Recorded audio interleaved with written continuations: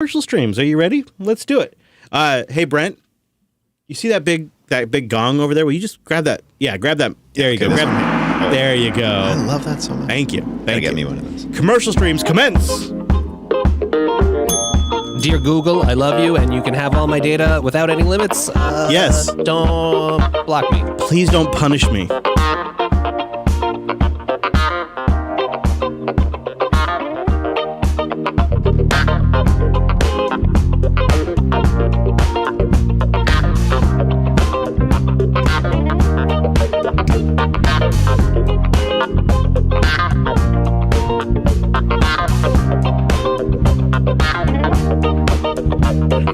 All right, here we go.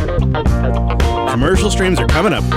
Hello, commercial streams. Welcome in. Linux Unplugged 533 kicking off. We got a great show. It's a party episode. Tell you about some projects we've been working on. Have some friends coming on mic. A lot more. You know, I'm looking at this, and none of these penguins have great hair. No. And all of us have, I think, respectable hairstyles. Wow. And these penguins do not represent the respectable hairstyles of the gentlemen of this panel. You know, I would also accept a cool hat, but that's missing as well. Yeah. It's just not there yet, boys. AI is just not there yet. I like how you threw this off as a party episode. You know how, like, in Star Trek, there's, different classes of episodes, Yep. like trial episodes. Ship in a bottle. Ship in a bottle episodes. Yep.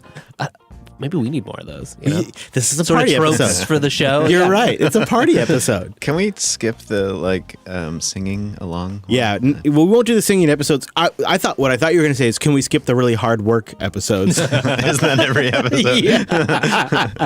Yeah. If dives deep is in the description, I'm out that way. Oh, man. I feel like we're at a point now where we could do some parody episodes. I think that'd be pretty good. Bring it on. Yeah.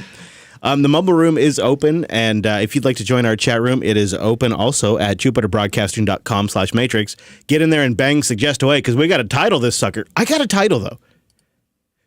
Your challenge this week is to do better than me. And I don't know if you can. Isn't that every week's title? Challenge? I might cry this episode. I don't know. I'm going to try not to. I'm going to try not to cry this episode. But I'm going to put it out there. If I have another cider, I might end up crying. Oh, take that comma off, though. Don't go with that. But I opened up Bang Suggest over there at jupiterbroadcasting.com/matrix. See, now if I just fix it and suggest it, I get all the credit. Yeah. Savvy move. Savvy move. I think Neil is 7 minutes inbound. Wait. Isn't that impressive? Are you shitting me? Yeah. Attaboy, We Neil. wasted so much time. I told him I would. I told him I would. Well, he did it. Are you ready to record? I don't actually have to make you do anything. I can pretend. just Do you sit have a button he can press just so he keeps his form up? He went ahead and set up the old Xedit thing on his Android so he can mute his own great. channel. I'm trying to be a Wes. He's over there He's muting. taught me so well. Hey, do you remember, does that app have a keep screen on setting? On the phone? I'm not sure. He couldn't find one, but it seems like you'd want that. There's a screen. couple other options too. Like there's a few apps I know. Yeah. It's very confusing. I chose one and it seems to be working. We'll see what happens during the show. Does the screen stay on? I did it in the native Android way. So You just turned off sleep? basically. Yeah. Yeah. And plugged it in. Yeah. All right. Well, that'll do it too. Okay. I told Jeff what I want next visit is little ESP32s wired to buttons right here. And we can just move it. You just take your button with you. It could be at home. It could be here. You got a mute button. Yes. Jeff! Little mesh network mute button. Yeah. I've wanted that since the day we got me that microphone. Little built-in netbird. Right? It just mesh VPNs back in here. Well, look who's joining the Okay. studio. Trying to get me some pizza. Pizza. Is there pizza here? There is pizza here. Oh, man. Well, I'm sorry. I didn't mean to disrupt you, but Oh no, you got me right before I grabbed the plate. what do you think, Jeff? Okay. There's a headset. Here, put your headset on. I got a wild idea. Oh, here we go. Ooh, Yeah. There you go. excelente. Yeah. Oh, nice. Oh, I gotta be a little quieter here. All right. Now, I know you just got done like working a week straight, but if we were to start planning for the next visit, Can we not? now hear me out. It's brilliant. It's great. Just pretend you're assigning this work to someone else. Yeah, Oh, yeah, sure. yeah, yeah. Sure. I'll do Okay. it. I'm just thinking like a little box, right? I got a box, and at the top of the box is a button, but inside the box is an ESP, right? And it's running like a script. that mutes different channels. And Wes could take one, and Brent takes one, and it uses NetBird. We'll take care of the VPN part, but we NetBird back or Tailscale or I don't know. Something. Nebula. And we come back into the studio, and they have mute buttons that go with them anywhere that are actually wired back to the mixer right here in the studio. I'll also take one for his channel. I could. Yeah, that's a great idea. Well, I was going to actually. say, I could see us like mixing up. I grab Wes. That's what would happen is Jeff would build a mute button for me. Just mute all, actually. Didn't Alex mention there's Tailscale on ESP Home now? Or WireGuard. Oh, WireGuard directly. WireGuard directly. Directly in ESP Home. Oh, that's great. That's all it would take. That's great. I mean, shoot, it's beyond my scope in terms of software, but maybe we can find some kind of project. We can do that part. Yeah. As long as we just get portable mute buttons and then we can start muting each other, I think that's going to work out great. Oh, yeah, sure. Yeah, everybody can mute.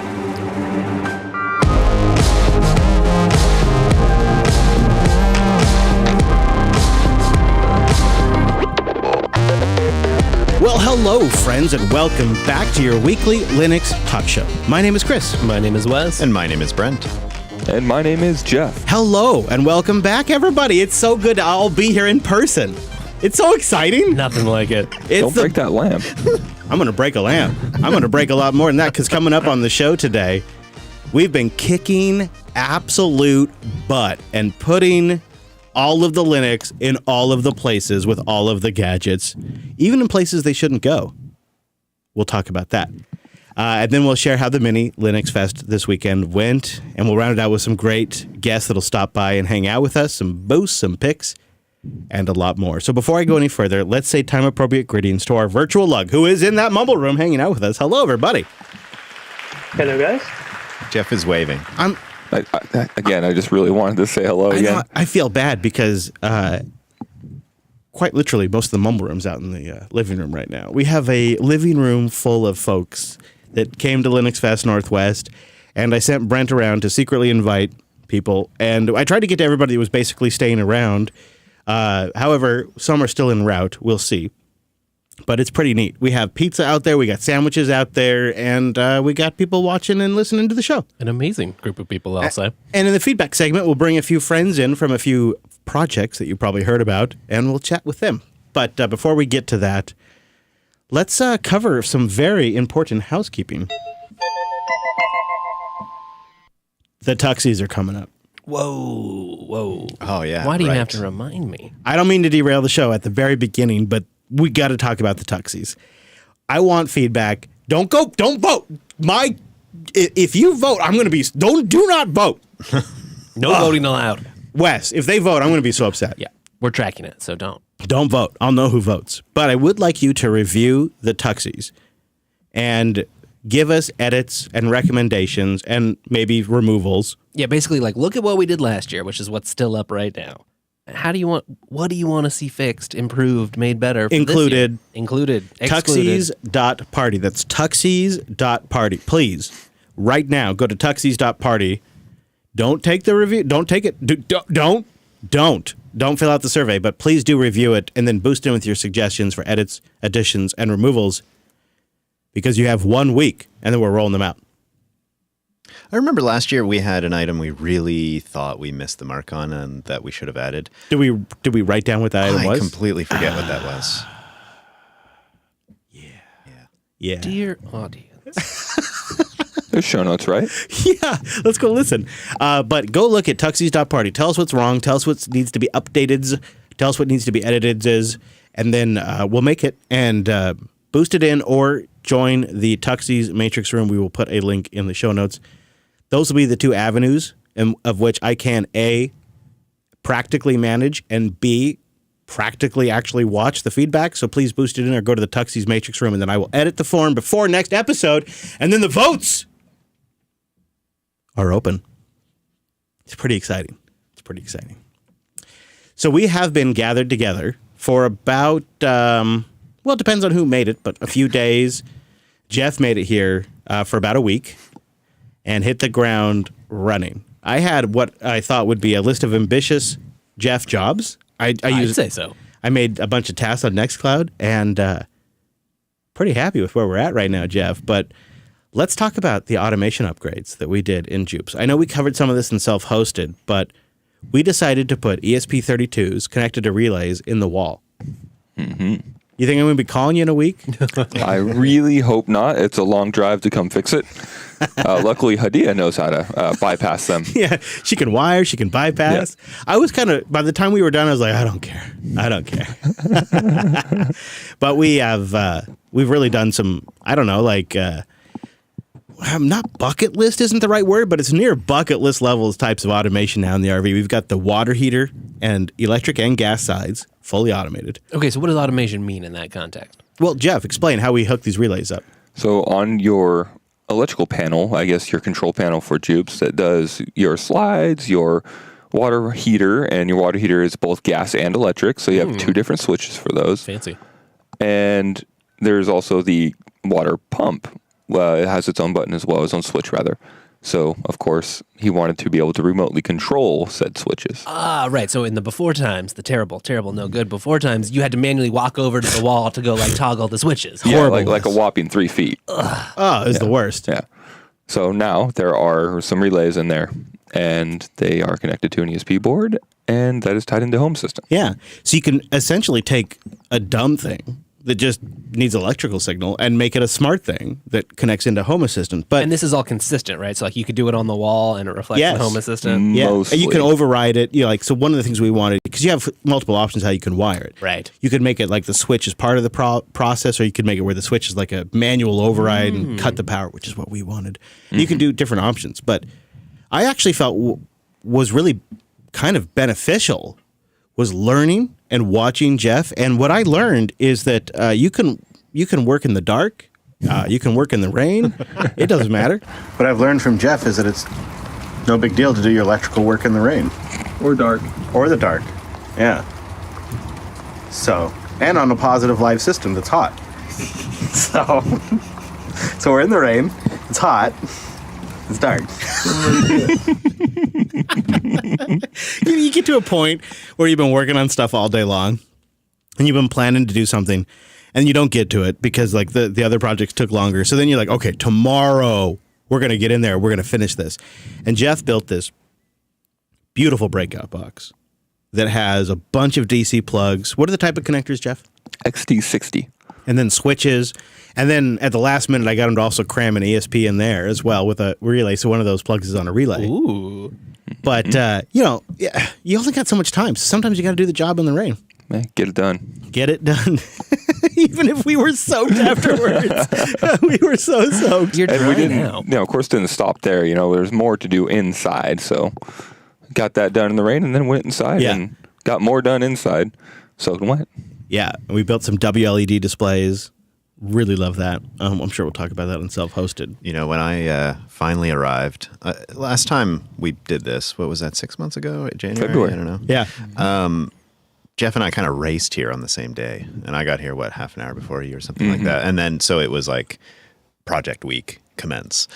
This time around, it worked out for me. I showed up and most of the work was done.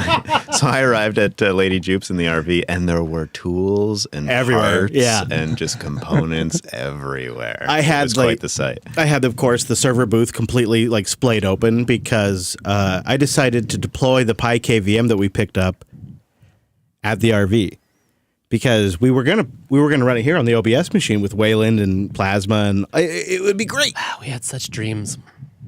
But obviously, the Pi KVM has a 1080p resolution limit, and this is an ultra wide display. And I thought, well, where do we have it? Oh, my home server. So the great thing about the Pi KVM is you can actually connect it to the ATX pins on the motherboard. So you can have the Pi KVM trigger power offs and resets. Oh, it's so much better than the IPMI stuff that the vendors put in there. It's so much better. So I was really happy with that. That turned out fantastic. But I think the thing that the audience is probably going to be the happiest to hear is that with Jeff's help, we accomplished the impossible. We built the Notes PC, and it's fantastic. Okay, so this is an exciting moment because we've talked a lot about the Notes PC, and now we're about to do the big reveal. Jeff's very proud. I see that. And so we just like your observations, see what you think of. Go ahead. Go ahead. We're going to go out into server room A. Oh. Very, very cool. Yep. Yeah, but it, in a weird way, feels modern. Yeah, it's very modern looking because it's not beige. It's black and gray. Yeah. You can move it out the way if you want, or you can leave it there. It's up to you. So it's fully working, though. Just wiggle the mouse. Wake up the PC. So you see here, we've got Olympia Mike's B-Link acting as the Notes PC. Now tell us what desktop environment you think we've chosen.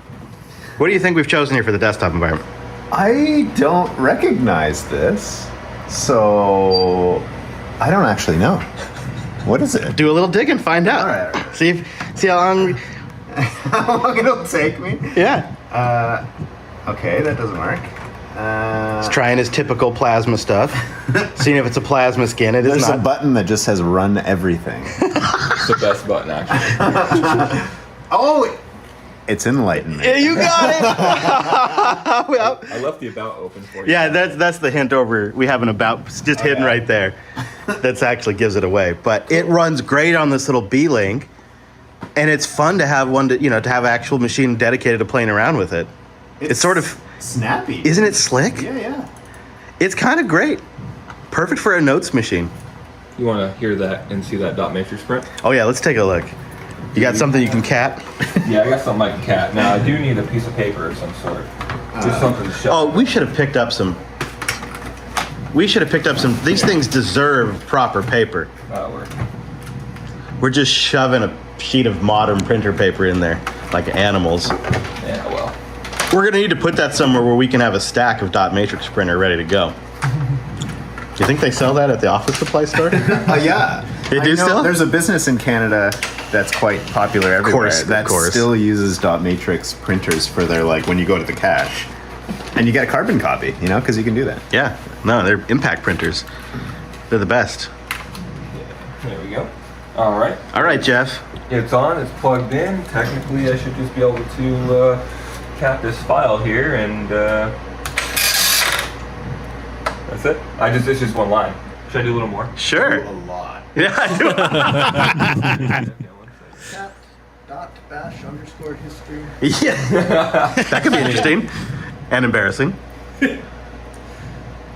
Just pick a system file. Okay. Well, I'm gonna be dumb, so I'm not. Or you could I'm not as smart as you guys. cat the Etsy NixOS configuration.nix. Well, I'm not running Nix. Can't get this thing to work from Nix because Nix doesn't need it. Oh.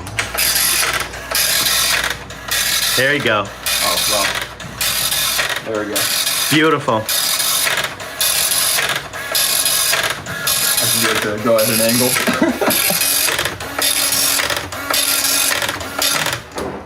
Now, at the risk of sounding like a noob, and I want to make a disclaimer here. I have maintained and deployed dot matrix printers for many, many years, but I'd kind of forgotten about the simplicity of them.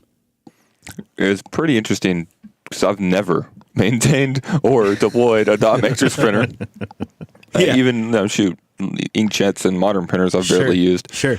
So just looking to see, like, do I need a driver for this? Am I going to need cups? Any of that stuff? And I installed cups just out of instinct because I don't have it, don't need it. Yeah. And I like the idea of installing cups out of instinct. Yeah. I do it too.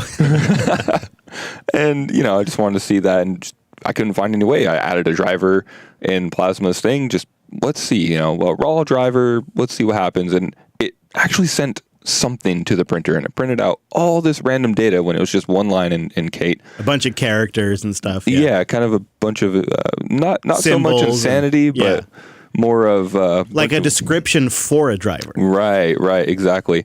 And then I found somewhere a note in some other forum post that said, "Oh, you just cat a file to the device," and okay, it's a USB to parallel adapter, and found that and catted a file to it, and sure enough, it gave me the output of what I had in Kate. Yeah, it was great. It took me like a moment to wrap my head around the simplicity of that. It's just an output. Wow. You could netcat to it if you wanted to. We have not yet got it working in NixOS. I think it's probably a UDEV thing. I literally have not even tried. I tried. Oh, you did? I failed. Okay. Miserably. I like this iNetcat idea that we expose it on the mesh network, and then anyone can print to it. Well, here's what I'd love to do, Wes, is I'd love to get it working on the Nix notes machine, and then I want to share it via cups to the whole Tailscale network. So from anywhere on my Tailscale network, I can print to that dot matrix printer. Wow. How great is that? There is one problem, and it's unfortunately a rather large problem, and it's the paper for the dot matrix printer. There's a lot of boxes of paper here. So that one, wow, that one's $50. How much do you think a box of dot matrix printer is? Paper, just the paper. Given from your expressions either really high or really low, I'm going to go with low. 1,000 sheets. 1,000 so I'm sheets of dot saying matrix printer. 1,000 sheets, $12. Okay. What do you think, Jeff, for 1,000 sheets? Cheating a little bit. Yeah, I'm gonna go $85. $85? It's a little bit higher than this. Okay, so what was yours again? $12, $85. And survey says $211. $211 for a hurts. box of dot matrix printer. I don't think it's so popular anymore, is it? To be fair, that box would probably last you the rest of your life. Yeah, that's true. That is true. I just cannot believe it. I think we probably only need like 12 sheets or something. Okay, Carl is stopping by the studio and dropping off some beef jerky, and I want to take a moment and Now this smells good. oh, Carl, is this yours? No. Oh man, this Well, I smells. mean, I bought it. It smells so. Hey, Levi. Levi is here too. Market by I got a moment, Carl. I got to show you something while you're here in studio. I know this isn't great for the audio audience, but you know we were hanging out at LinuxFest, and we looked over at Carl, and Carl was so frickin' on brand. I had to take a picture of it. By the way, I also got some pictures of you doing the event, but here's a picture of Carl hanging out at the event, eating a piece of jerky, watching, and we're all starving, and Carl brings his own lunch with him, and he's eating jerky while we watch the conference.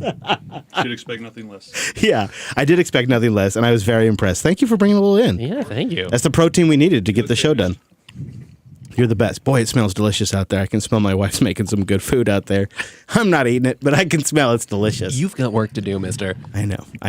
So I also want to give a shout out to Bear, because if you'll remember, he boosted in with a recommendation for the dot matrix printer. And on the eBay listing, it said parts only. Cannot verify condition. That sounds bad. And Jeff is such a dude. He's like, well, here's what I know I need to take care of before we get there. So he pre-orders some lithium grease, thinking, he's taking this thing apart and re-greasing this whole thing.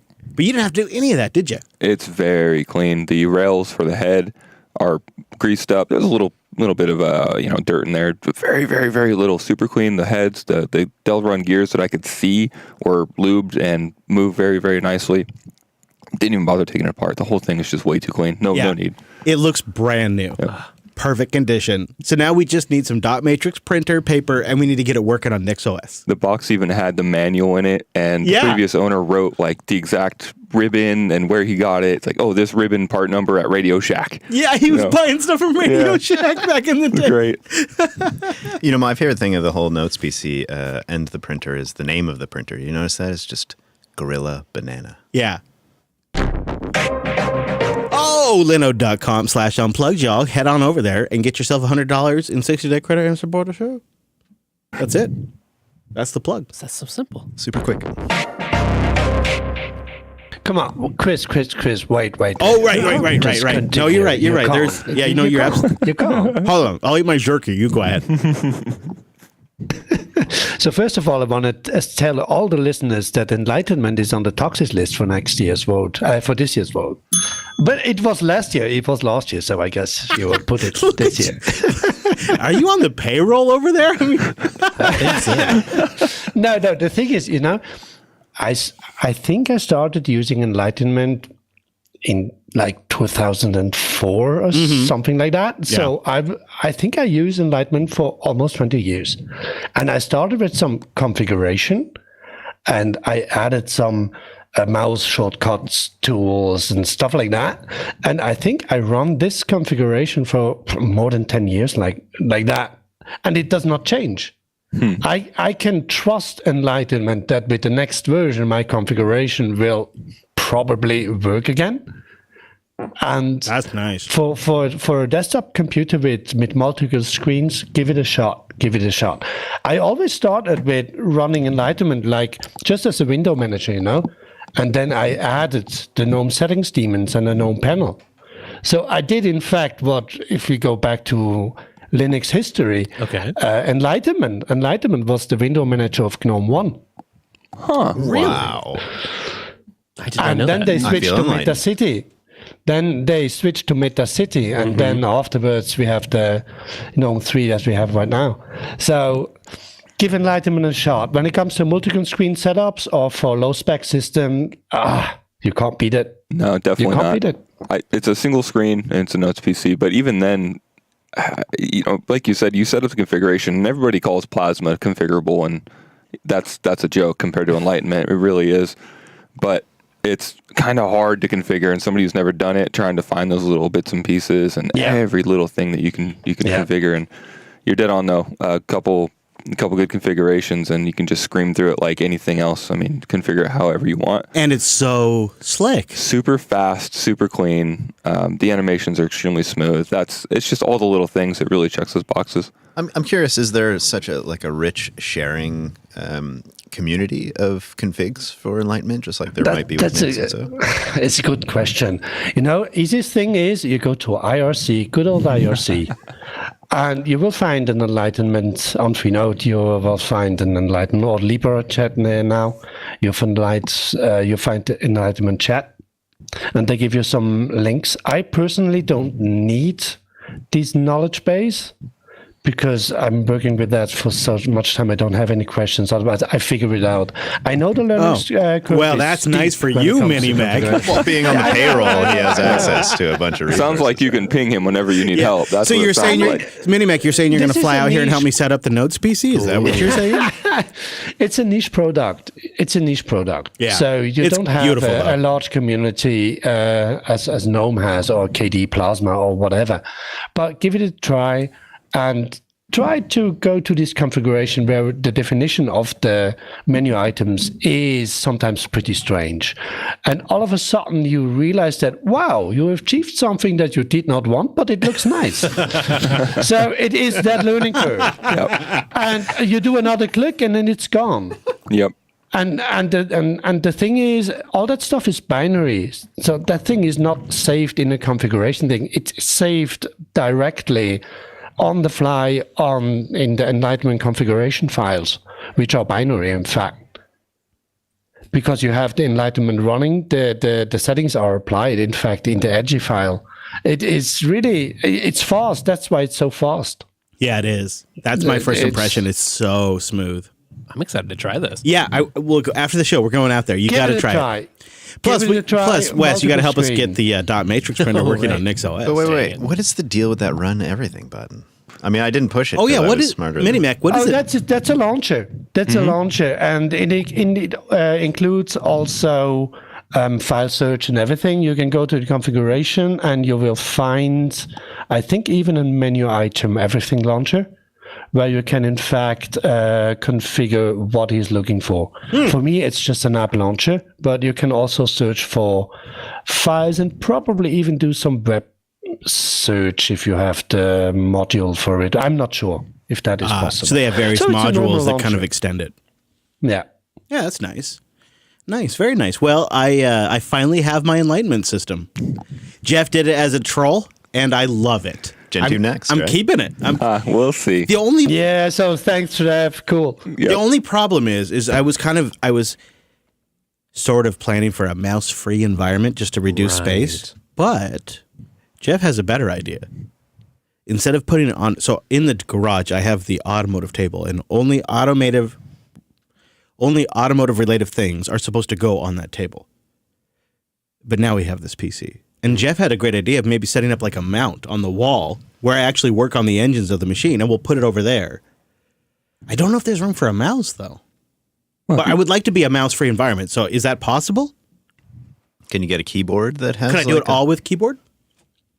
It's configurable for sure to do that. It might take you a while to get to that point, but it is absolutely configurable to do that. And I mean, if you're using a little Launch Mini and have room for a ball mouse, I think that'd be fine. What'd you say? If you have a ball, room, what? A what? Yeah. All right. I'm gonna stick with Enlightenment. We're gonna make it work. I think it's gonna be fantastic. And the Gorilla Banana was a fantastic recommendation by Bear. It is a solid little printer. We just We got to get our hands on some paper.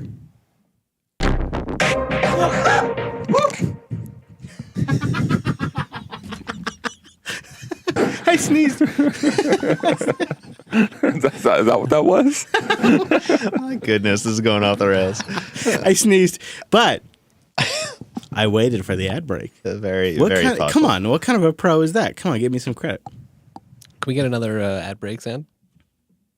Achoo! Is that what you want? No? No. Not what you were looking for? It was not. Did we come back from the ad? No, not yet. No. Okay. We haven't done that? See you next week. Same bat time, same bat station. We almost did, but then we got enlightened. Oh my Thank goodness. Thank goodness. Now, the talks happened on Saturday, but it seems like the mini fest really kicked off on Friday night with a little social get together. And I knew I was going to be missing out. Unfortunately, I had a conflict and couldn't make it, but I don't think I fully appreciated just how much I was going to be missing out, because it sounds like there was also some gaming going on. Yes. I the first so it was 2 venues Friday night, which is kind of fancy. Yeah. The first venue, Stone's Throw Brewery. Family friendly, pet friendly, and bike friendly, but they did a kind of a neat thing. So they started with an old school Bellingham house for the brewery. And then they built like this complex arrangement of containers and canvases around it.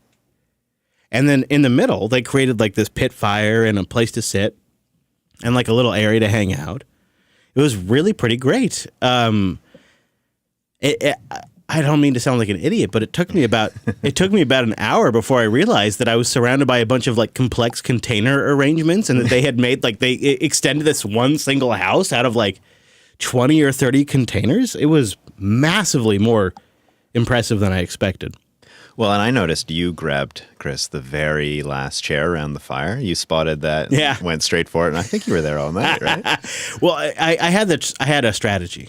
I figured sit down and just let people come to me, you know. Well, best for you in the house too. It was pretty great. You know what was really neat is I felt like Friday night I had a chance to meet with fellow podcasters. You know? Yeah, the Pseudo Show, like new podcast about Linux and open source and education were there, and they were asking me for some tips, and that was pretty cool to kind of like share some ideas with them. And That is kind of special. I mean, obviously we're all a bunch of Linux nerds, but when you bring in the audio on podcast, it's like a double feature. yeah, and you're literally sitting around a fire.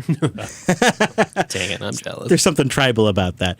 And then we, after that, we kind of wrapped up, and we moved to one of the most legitimate gaming venues I've been to ever.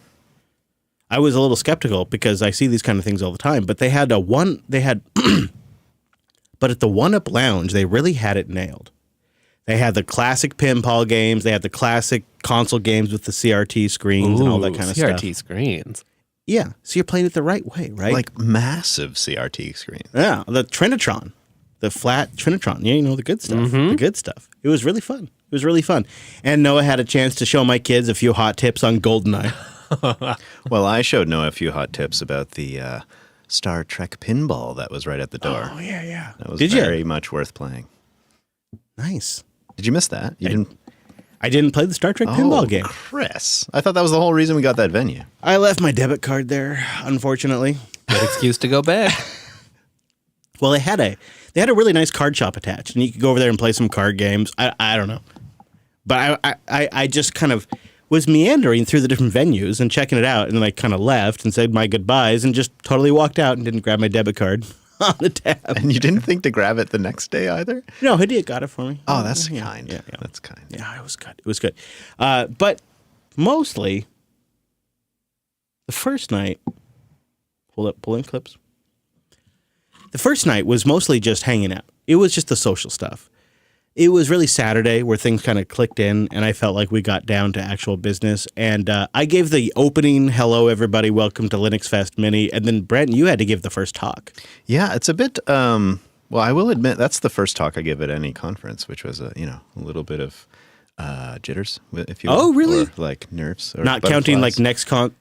Not counting like Nextcloud events, you're saying this is the first Fair enough. talk? Yeah, I think Because you just, like 2 weekends ago, we're doing live events. Like, yeah, I guess I consider those slightly different. One is like hosting an event. The other is giving a talk. I don't know. Is there a difference? Maybe not. How did I do? Did I do okay? you did great. Oh, well, thank you. We're like, what do we need to do to upgrade our Nextcloud? Like, we are missing out on. We're not taking advantage of all these things. Yeah.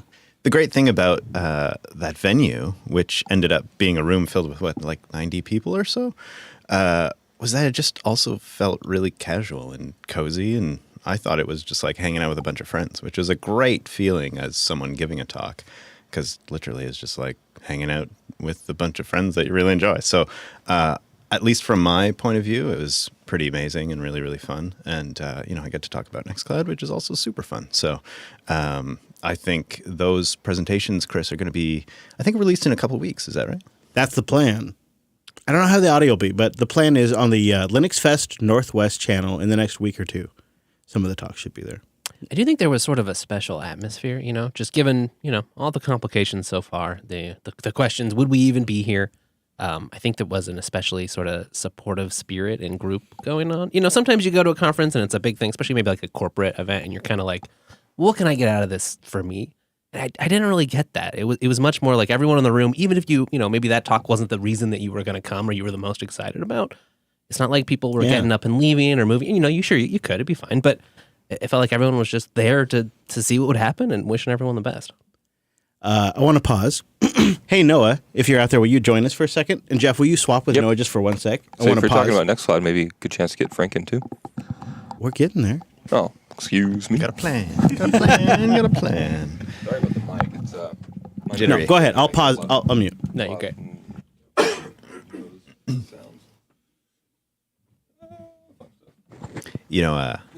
Noah's got this on-air face, and he just like kind of, as he puts the headset on, it just kind of, he gets into that face zone. Can I tell you something? Tell me something. I like it. I know it. When I see it, I know it. I'm like, okay, he's got his game face on. He's ready to go. I know. I recognize that from doing Linux Action Show. I'm like, yep, he's good to go. All right.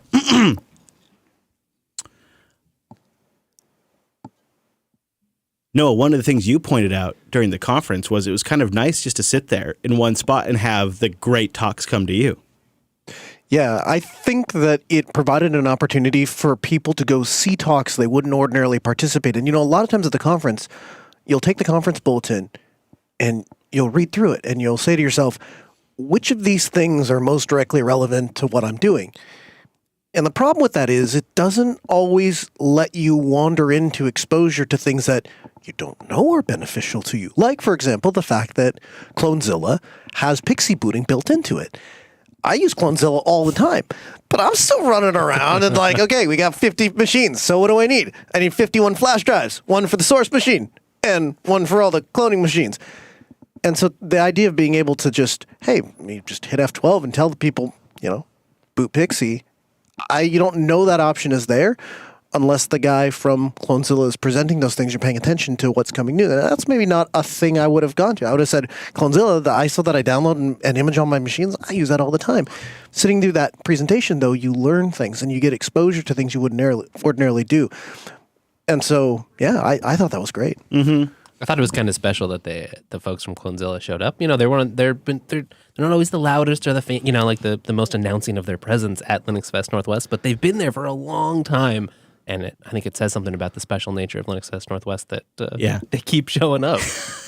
Well, it also reminded me that I'm just not using Clonezilla to its fullest. No, you are not. Right? Did you get that impression when you watched it? Like, I'm not using that to its best. 100%. The only thing I would say to that is just kind of referencing our previous NixOS conversation, like the ability to, or the benefit of being able to replicate a setup machine kind of goes out the window if you can just set it up from scratch every time. Yeah. It was pretty neat also seeing it from their perspective, like just hearing them talk about it and hearing their passion and all of that. Like, I really was pretty grateful they made it. Everybody, obviously, who makes it. Guys like Carl who make it, and of course all the others. But thank you, Carl. Thank you for making Carl's heading out right now. But when I watched that presentation, my takeaway was there's a lot more I could do with Clonezilla. There's a lot more. But no, you nailed it. When you said, I just sat here and all of the talk all the presentations, all of the best speakers that came to me. There's something here with a little bit smaller format, actually, I think. Don't you think? Like a little bit smaller format. I don't need 20 talks to pick from. No, and it causes you to pick from the highest of the high because you have a smaller bandwidth. I also think it was interesting because we all sat in on the same talks. Again, later on throughout the night and throughout that evening, there were topics of conversation that you knew sitting down at a table that you could have with other people because you knew they sat through the same talks you did. Yeah. Which is not something you would ordinarily have. You would say, hey, did you catch that? No, I didn't see that. Okay, well, maybe on the rerun, that kind of thing, right? Did you have a favorite talk, Noah? Was it Clonzilla or something else? You know, I'll be honest with you, and I'm not just blowing smoke. I would say Brent's Nextcloud talk. One of the things that he said that was super impactful to me was when he described Nextcloud as the hub of apps, right? I've always thought of Nextcloud as like an Office 365 replacement or my cloud system. I've never really thought of it as like one app to rule them all. And so in the same way that I've bamboozled my wife into believing that Home Assistant is just the one app that she needs on her phone to control everything and I'll just funnel it all into the one place, I kind of feel like that's what Nextcloud Hub is for, well, Nextcloud is for the rest of life. Right. And when he showed that screenshot of here's all the other things, like you gentlemen were saying, well, what am I doing wrong? Why am I not doing this? That sounds fantastic. I think that's what stuck out to me the most, followed maybe closely second by Carl's explanation of EPIL 9, just from the standpoint that I'd never heard it explained in a linear fashion. Like, here's the regardless of what you think, your ideology or how you view Red Hat or all the rest of it, this is how things did work before. Here's how things work now. See how much more logical this is? And just kind of hearing it, you know, I'm like, any idiot should be able to listen to that and be like, yep, that makes sense. Yeah. There was definitely a sense of like, oh, that's what you're trying to do. And I literally, not even kidding, heard a couple of folks go, oh, during the presentation. Light bulb. Yeah, light bulb went off for sure. Well, no, it was great having you here. One more thing I got to show. Thank you. Texas LinuxFest CFP. Oh, the Texas. Okay, you got something here? And we also, of course, have a last-minute update. We have the call for papers for Texas Linux Fest, which we're going to be at. We're going to all try to make it. April 12th and 13th, 2024. That's right. You know, there's lots of suggestions over there. We have it all at 2024.texaslinuxfest.org. We'll put a link in the show notes. Their call for papers is open right now. We're going to be there. It's going to be a great fest. And it's across from Terry Black's, so you know it's going to be good. I feel like I finally got to attend more talks than I probably have in the last couple of years combined. That's a good point, actually. I completely missed the last fest, but showed up when it was over. Which, but I think you're right. Like the hallway track has typically been where we spend most of our time. Yeah. But this time, just being smaller and stuff, felt like a shared experience was had by all, and I think that was really cool. Well, and credit to the Linux Fest team. For which I really had no role in, picking the best talks, you know, and they had to pick from those who were still going to make it and the talks that were really viable. Yeah, not necessarily an easy task. Yeah, really. And I totally enjoyed the format.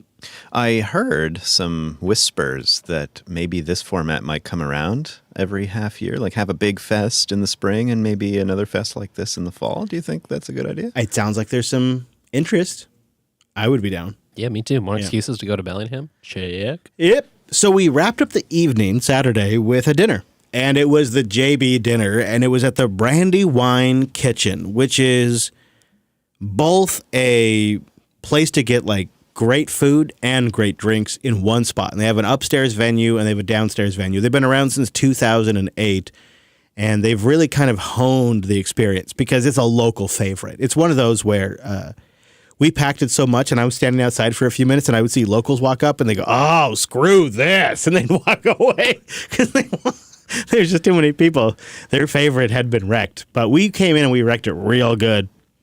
And we had just a great crowd. We literally filled the entire venue. I mean, we could not have fit any more people at all. We didn't have enough chairs. No, it was completely just slammed in there. And to the point where they're even having a hard time getting the drinks out to everybody and whatnot. But, you know, the longer we do this, the more it feels like just getting together with old friends. Just feels like we're hanging out with old friends that I haven't seen for a while. And, about once, kind of like family. Once every couple of times a year, I get together with these folks and I hang out and we update each other on what we're working on and what they're working on. That's so fun, right? Like you know, they're not in your day-to-day life necessarily, or maybe you only see them sometimes in the Matrix room or in Mumble or something like that. But then you show up in person and you pick up where you left off. And I think it's such a nice little just mixing event because you have, tables of people that have seen each other over the past 6 years at events. And then you got folks that this is their first time and they're just right there together. Yeah. We got folks from Switzerland. We had Frank came in from Berlin. Yeah, Frank came in from Berlin. He attended All Things Open. He attended All Things Open in Raleigh and then made his way out here to the Pacific Northwest to attend LinuxFest, which is really great. But yeah, Florian from Switzerland came. That was at least that's the person I found who came the furthest, and I don't know if you could top that one. But that was super impressive. And I guess Florian spent a month here just taking in the Pacific Northwest, and his brother came for 2 weeks, and they had an experience together. That's the way to do it. Really sweet, really. I'm impressed too. Just in the States, a lot of folks from the East Coast, across the country, all over. So many people are like totally on the cutting edge of stuff. You know what I mean? Like Nix and just totally pushing it to the edge. Like we had a conversation with Christopher, who's looking at converting their entire operation open source, and they're doing just simple things like underwater archaeological surveil, like types of depth mapping, just like regular things, just using Linux, just all kinds of great stories. It feels more like friends getting together over the years than it does like a tech event. It feels like good friends that just known each other for a long time getting together. And I can't help but look forward to meeting these internet strangers over and over again. But I think as we do this over and over again, the undeniable thing is the crew time. It's just so great. Yeah. I feel like Wes and I hardly spent any time together. Every time I saw him, I was like, "Hi, Wes." We dodge past each other. Yeah. But I feel like it's still so essential to be in the same room. We've said that during the pandemic, of course, and before then, but it's still true now that you get this revitalization, this energy from listeners, from new friends that we made, but also from the crew just being in the same room. Like currently, as I'm saying this, Chris is locking eyes with me. It's like this beautiful moment. Weird. Yeah, it's really. He's actually in the room. Starting to flutter a little. Whoa. How you doing? Hey there. Hey there. Yeah, the winking's a bit much. But Yeah, he doesn't need to do the winking, does he? You're next, Wes. No. If we had an HR department. For me, I feel like these sprints have come to a point now where they sustain Jupiter Broadcasting. Just full stop. Like the things we get done behind the scenes between these get-togethers are literally the things that make it possible for us to survive until the next get-together. Like I'm not even exaggerating a little bit. It's a nice little focus point, reprioritization, sort of like what really needs to happen to keep things going, and all the right people in the right place at the right time. Yeah. We're focused on that. Shout out to Jeff. Oh yeah, I would say a huge shout out to Jeff. I feel like when we get together in person, it's this culmination of a bunch of ideas that come together and get skill implemented. sets. Yeah, skill sets, absolutely. But then the implementation happens, like the Notes PC we talked about. It's really nice to see it in person and like physically working, which is really exciting. But long-time project, we saw the servers up and running as well. Noah and Jeff, I was just watching because I couldn't help, and I was getting frustrated by how long servers take to reboot. But they got that thing running. It took a couple days, and it's at a place now where we can actually do some, irresponsible things to it. Yeah, it's too bad I hate it. Yeah. It's too bad. What do you mean, Chris? How are you feeling over there? What's going on? You guys spent legitimately 3 days getting this thing. I mean, reflashing BIOSes, reflashing controller firmware. Wow. Mix and matching hardware. Let me tell you something about this Dell. It has no primary storage. What it does have is a massive disk array and then an SD card. It's got an SD card. No. It has 2 SD cards. Well, it's got an SD card. And then it copies slowly, manually, at boot time to the second SD card. It's not a RAID. Just as a offline backup in case you Yeah, need it. hey, you want to back up of this? Would you like to back this up? Do you think maybe you should back this up? Go ahead and hit enter, and we'll go ahead and sit here at the boot process for 25, 30, 40 minutes. 0%. Yeah, and we'll just, maybe 2 hours, and we'll just go ahead and copy this SD card to the other. So it's a PCI riser card. It's got 2 SD card slots on it.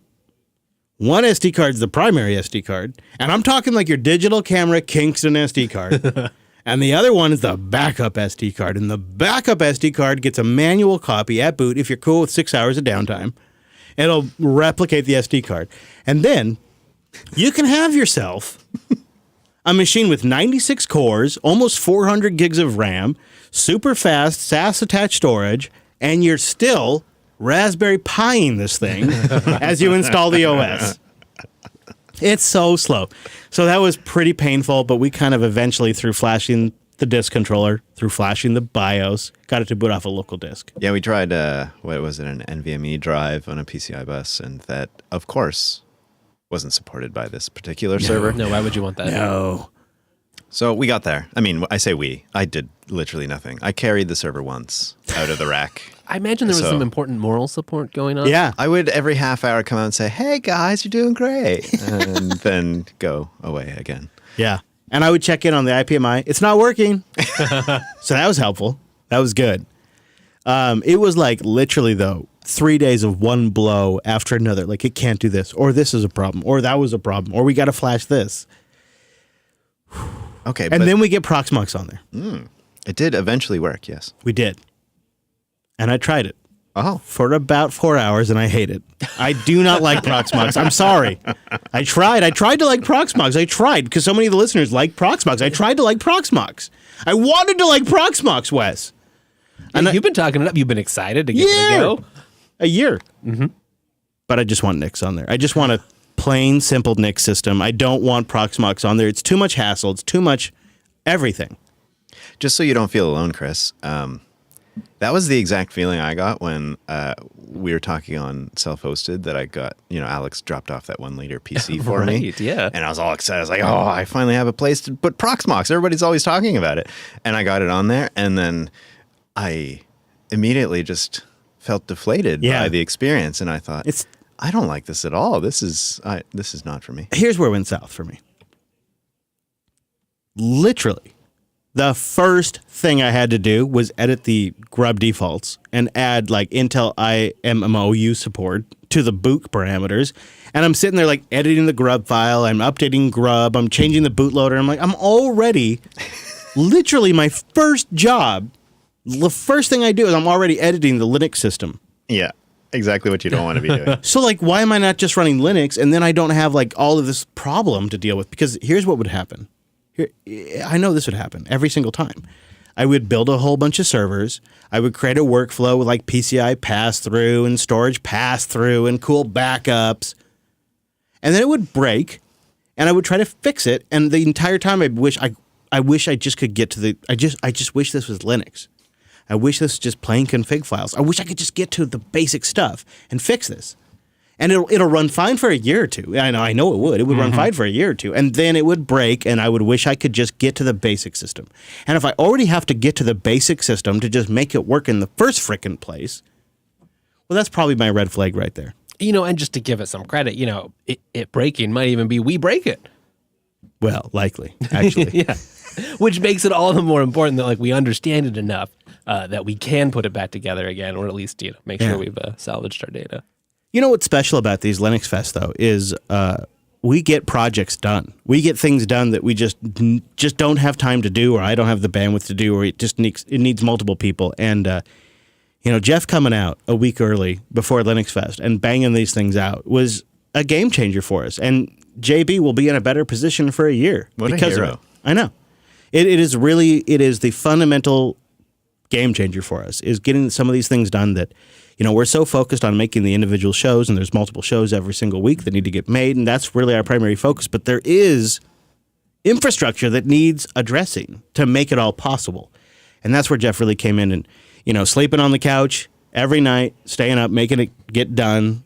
It's just really impressive. Luckily, we did, do a little trade. We introduced him to Indian food. That's true. Which I want an update. How did that go? I mean, he ate the entire plate. yeah, I only ate half, and that's He saying had something. tiki masala. He wouldn't even try my butter chicken, which I think was a bit of a new bear. But I think the saving grace was about 50, 60% into the meal. I did a full stop. Everybody stop. Put your effing forks down. Jeff hasn't even tried the naan yet. Oh, yeah, okay. Yeah. So we got that taken care of, and I think that took it up to a whole other level for him. So we got the naan in there, and then he was really good to go. You treat it like it's a fork. That's right. Just scoop stuff up. It's delicious. I think we're super lucky to have Jeff joining us for these projects and just being around the JB community generally. I mean, I've learned so much from him. Personally, he's taught me all the ESP stuff I know and all the ESP stuff you know, Chris, and just a collection of other things. So huge thanks to Jeff, really. I love getting to play with this stuff and not having the skill set to necessarily wire it all up. Knowing it's out there, knowing these individual devices can do these things, but not literally being able to make it all connect. That's the part that Jeff comes in and just kills it. So awesome. Oh, collide.com/unplugged. Right? Is that it? Whew, it's warm in here, so I don't know. I have the window open, I promise. Well, then what am I telling them?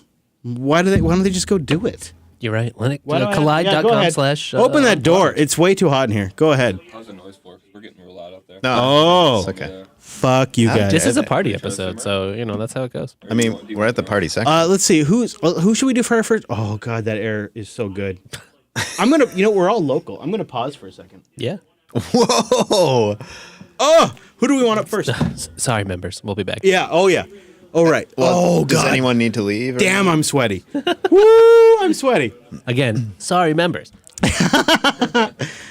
We got a crowd out This there. is what you apparently pay for. Neo! Come on, I gotta eat a sandwich. Come kill some mic time. Do you really? Okay. Go over there, grab some mic. Ow. He's still here. There you go. All right, Neil. Oh, got it. Is it warm in here or is it just me? No, it is definitely not just you. This is actually really warm. Don't forget to hit play. I like it in here. It's just like reptilian. I'm getting kind of sweater. environment. Well, also part of it is I'm also wearing a long sleeve shirt. Me too. Yeah, me too. Well, I packed one because like when I was looking at the weather reports coming up here, it's like, oh yeah, it's going to be like in the low 50s. And I'm like, okay, well, I should probably have this because I really don't want to catch another cold traveling. And it's just, okay, that's fine. And then it turns out, no, it's actually going to be in the low 60s this weekend. And so now I'm too hot all the time. I need a haircut if it's gonna be this warm. I gotta get a haircut. I mean, Neil, you no, also, your haircut's great though. No. Neil, you also made the fatal mistake of not checking the weather station in the studio. Right, yeah. Because it's different weather in here. No, I know this is 10 degrees hotter than everywhere else. That part I already figured Celsius. out. I don't care whether it's Celsius or Fahrenheit. It's still 10 degrees hotter. It's just a larger, in Celsius, it's a Kelvin, it's a larger. You know what? Let's go with Kelvin. That way, I'm fine with that. If it's not an absolute scale, what are you even doing? Yeah, exactly, right? But I still live on the land of Fahrenheit. Oh, that's kind. Right. Because the whole Minifest thing and the whole, I didn't know it was happening until it was about to happen. But because of interesting circumstances, I was going to be here no matter what. Oh, so wow. Well, I bought the ticket and I couldn't get the money back. Those are very interesting circumstances. Friends who also couldn't actually apparently happened. Wes is not surprised, but you should. Wait, aren't we? No, done. Just done. That's. I did during my Brent research. doesn't want anyone to get an air tag on him, but he. I mean, I don't think Slips that. Well, here's the thing. I don't think it matters whether you have the air tag on him or not, because the air tag's going to be confused. Yeah, it inherits the state of confusion. He's like Ryoga from Ranma 1/2. He doesn't know where the heck he's going, and when he walks, it just goes somewhere else, and it's like this eternal curse of not knowing where he's going. That's also how the bugs show up. It creates the bug field. Part of what I really like is the openness to possibility. I don't think that's the reason. I think you just don't want to. I don't think you really want to think about it. That's all. Well, maybe it's a commitment issue. That could be a possibility as well. But it always turns out, and that's the problem. I don't work any harder or do any better because it always really turns out really in a lovely way, or at least I get a good story out of it. Well, next time we're locking the studio door, Brent. I want your kind of luck. Oh well, I can't help you with how to get it. It just happens. But I think it's an attitude thing. You know, Right, of course. I'm always open to the crazy thing happening, and when things don't work out, it's never the end of the road. No, There's it's always some other way you can do it. Yeah, no, and I've evolved into, I've mellowed out, I think, and become much more of a go with the flow kind of guy. Okay.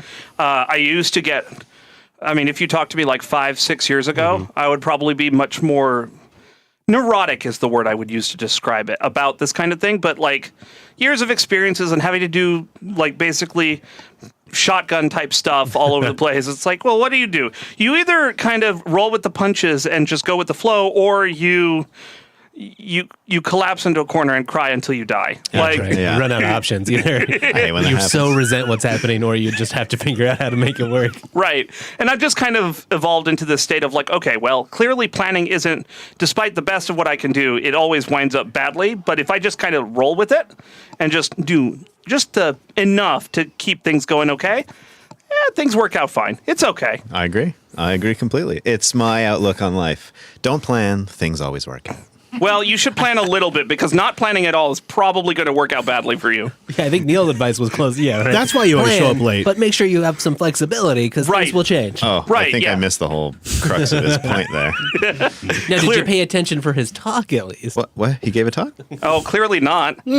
Clearly, I mean, like when you were giving your talk, I could see, oh, this is a very interesting style here. It was informative and fun. Style? Oh, tell me more. Do I have a style? Oh, you have a style. You have a style. You have a style. Is it too many tabs open and things are going wrong style, or what? Well, they're currently.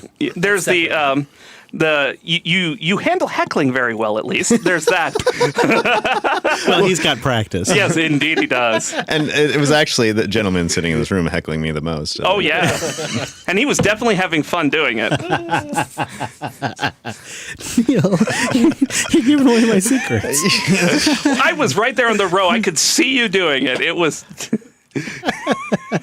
Somebody's got to keep him in check. This is why you want to come to April. If you're, He's so damn handsome. Somebody's got to keep him in check. Though, in all seriousness, right? Your presentation was pretty good. You had a great demeanor when you were talking. Thank you. You made it a very conversational type experience, which you don't see a whole lot of, because like the framing of talking with your audience versus talking at your audience is actually really hard for people to do.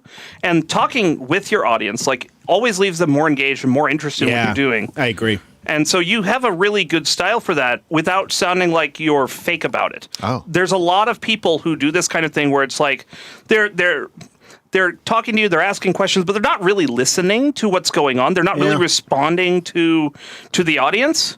I actually am a worse speaker when I don't have an audience, because I kind of need that feedback to be able to work well. But that doesn't necessarily mean I respond to the feedback well, but I kind of need it to be able to adjust. You seem to do that pretty naturally across the board. Yeah. And I think also not getting his HDMI working for the first 5 minutes of the presentation. That's humbling as well. Yeah. See, that was actually part of the plan to, make the audience feel more comfortable, because they could relate to the issue, right? That was totally not because you didn't actually think about what you were doing, and then the computer was just, jalopy together for you to run. Well, Chris will back me up here. The issue in the end was not my computer. Oh, that's true. It was a layer 1 issue at first. And then some idiot... So the plug was broken? Well, some moron put his laptop into mirroring mode after the HDMI issue was resolved. But once that all was fixed, it was fine. Yeah. Well, that's good. First talk issues. It did, however, remind me that I need to set up a virtual machine to prevent my actual desktop from blowing up on top there when I was doing the presentation. Was there anything embarrassing? That is the tricky thing about giving a presentation. You never know what'll pop up. Yeah. Well, so my laptop here is like one of the laptops I use for testing the different Fedora variants. And so, I always have different things going on, but also it means I have all my chat stuff and I have sometimes private stuff on there. And unfortunately, Element doesn't respect the do not disturb setting and includes popping up all the notifications with the message of the text in there on screen. And it's just like, come on, please. I realize this is an Electron problem, but you should feel motivated enough to fix this, because your whole shtick is privacy around the chat. And so, no. no. And so it reminded me, like, I really don't want this to happen to me. So I'm going to, while all this stuff is going on, I went and downloaded a Fedora KDE ISO and installed it into a virtual machine, booted it up, logged into my account so I could get my presentation onto it, and used that for it because no matter what kind of notifications are pushing, the VM console is always on top of everything, so you ain't seeing any of it. I am obviously doing it wrong. Hey, the only reason I thought about it was how all the disasters you were having. Oh, you're welcome. You're welcome. See, I make everyone's life better. Inspire. Inspired. It's inspiring. I'm inspired by how quick you got up here. Well, I mean, you made haste. I did. You guilted me, and so I made it. So I got here. Just question. I seem to be having connectivity issues. I wonder if it's a broader issue. Oh no, not now. Oh, well. Can't you tell I'm doing a show, Wes? No. Wait, I thought we were just hanging out. Interestingly, my the stats on OBS are just barely cut off for some reason on the screen here, so I couldn't tell you. Snack time. Yeah. Yeah, that works. Neil, thank you for joining us. Yeah. Yeah. Do you want me to leave now? Well, you're good. I mean, I got to fix the stream, so it's probably a good time. Apparently, according to Wes, apparently I have to stop everything. Oh, no. Okay, I seem to be getting pings now. Okay. So you should be okay then? Somebody just DDoSing us out there in the living room. Y'all have a very interesting setup in this room. You think so? Yeah, no. If you had to describe it, how would you? Eclectic? Well, I love that you did not laugh right into the microphone for that because I think that everyone's ears would have blown out from that. I know better than He's a to pro. laugh without mute. It is reminiscent of how Chris thinks. Whoa! More. I Give us like more. this, yeah. Come on. Keep going. Well, I mean, this is kind of born from like watching him build up all this stuff going from the Linux Action Show all the way up until now. Like you could kind of see it's like the light here is thrown with T-shirts and jackets. Okay, that's my doing. You cannot blame Chris for that. That is. You are I mean, he gave the seating idea, but I completely. But you were influenced by the Chris mindset. I can't deny. I've hypnotized you and I've influenced you. The way that the soundproofing in here is done is very random looking, and I like to think spaceship kind of esque. What, really? Yeah, All right, you I'll got take silver. that. Over I there. would actually take that too. It might be subtly because like he's got this whole like, he always thinks of Star Trek in the background, Oh, even yeah. when he's not talking about Thinking about it right now. Yeah, and the camera setup is just Weird. yeah. Well, it's not bad. Like it's thrown very, together. It's very clever. Minimum viable camera setup. This setup happens twice a year at most. Really, that it is. I would like to have camera. If I was going to do real video, I'd have cameras mounted. And, That'd be fun to set up. Yeah, well, I mean, nowadays, like you can get reasonably good high frame rate, and for the prep for that, Brandon Johnson, who's the other co-host, just picked up some refurbished Elgato face cams and sent them to me and Bill, and they were like I think $80 combined for the two of them. Yeah, and they work perfectly out of the box on Linux. For me, Yeah. for him, he needed to do a firmware update, but that was no biggie. Yeah. And it's 1080p 60 frames. Yeah, we got per one second. right there. Yeah, no, it's fantastic. Yeah, I like them a lot. I think I could do several Elgatos. The only problem is you need USB 3 everywhere. Yes. Yeah. And that actually was a challenge up until I think like a couple of years ago, which we can blame Apple for like making everybody finally getting to USB 3 and USB-C for computer I/O. I will thank them for nothing. Oh, you will thank them for nothing? I will thank Intel. Whoa. I like he has to think about that for a second. I have to think about that because, like, for the longest time, it was Intel's fault that AMD computers couldn't have them. Yeah, I agree. I know. And But Thunderbolt has just been a weird. Thunderbolt only became available to AMD because Apple made Intel make it part of the USB standard and make it available to everybody to use. You keep giving Apple credit, and I don't think you're getting the fact that I'm trying to avoid that. I know you're trying to avoid it, but that's what, my job here is to make you slightly uncomfortable to make it more entertaining. All right, fair enough.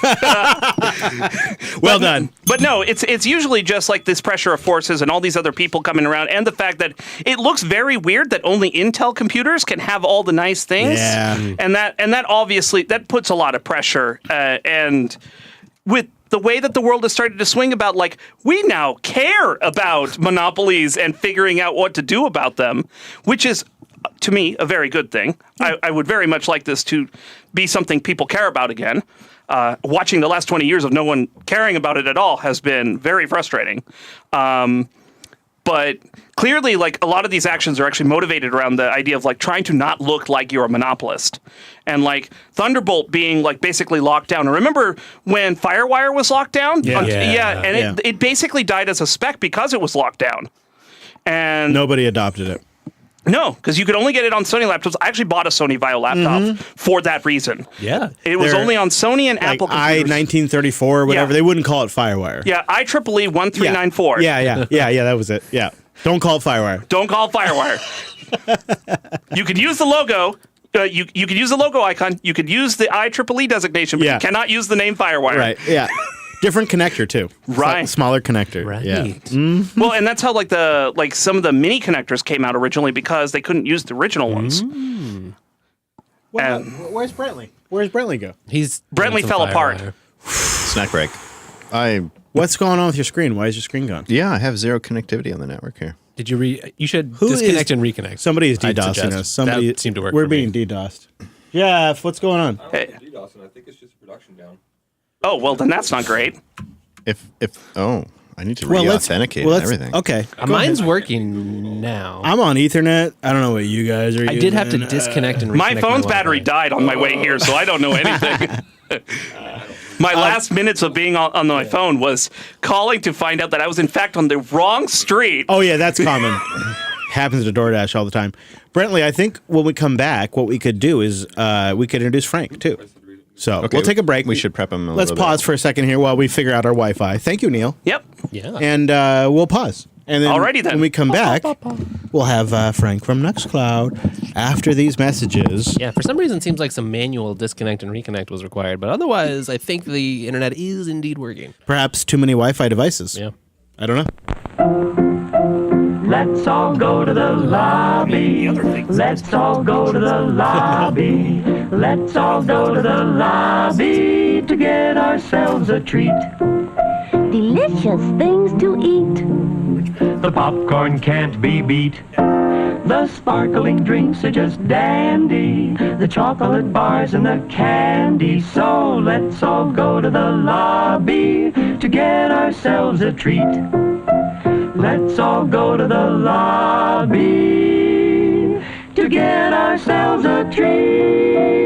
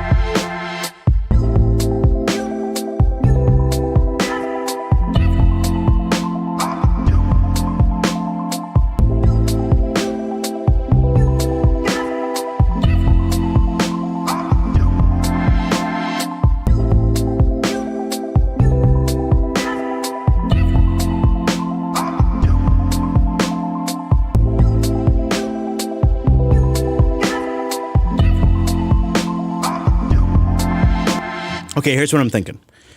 We'll come back. With from the Linode and from Collide, and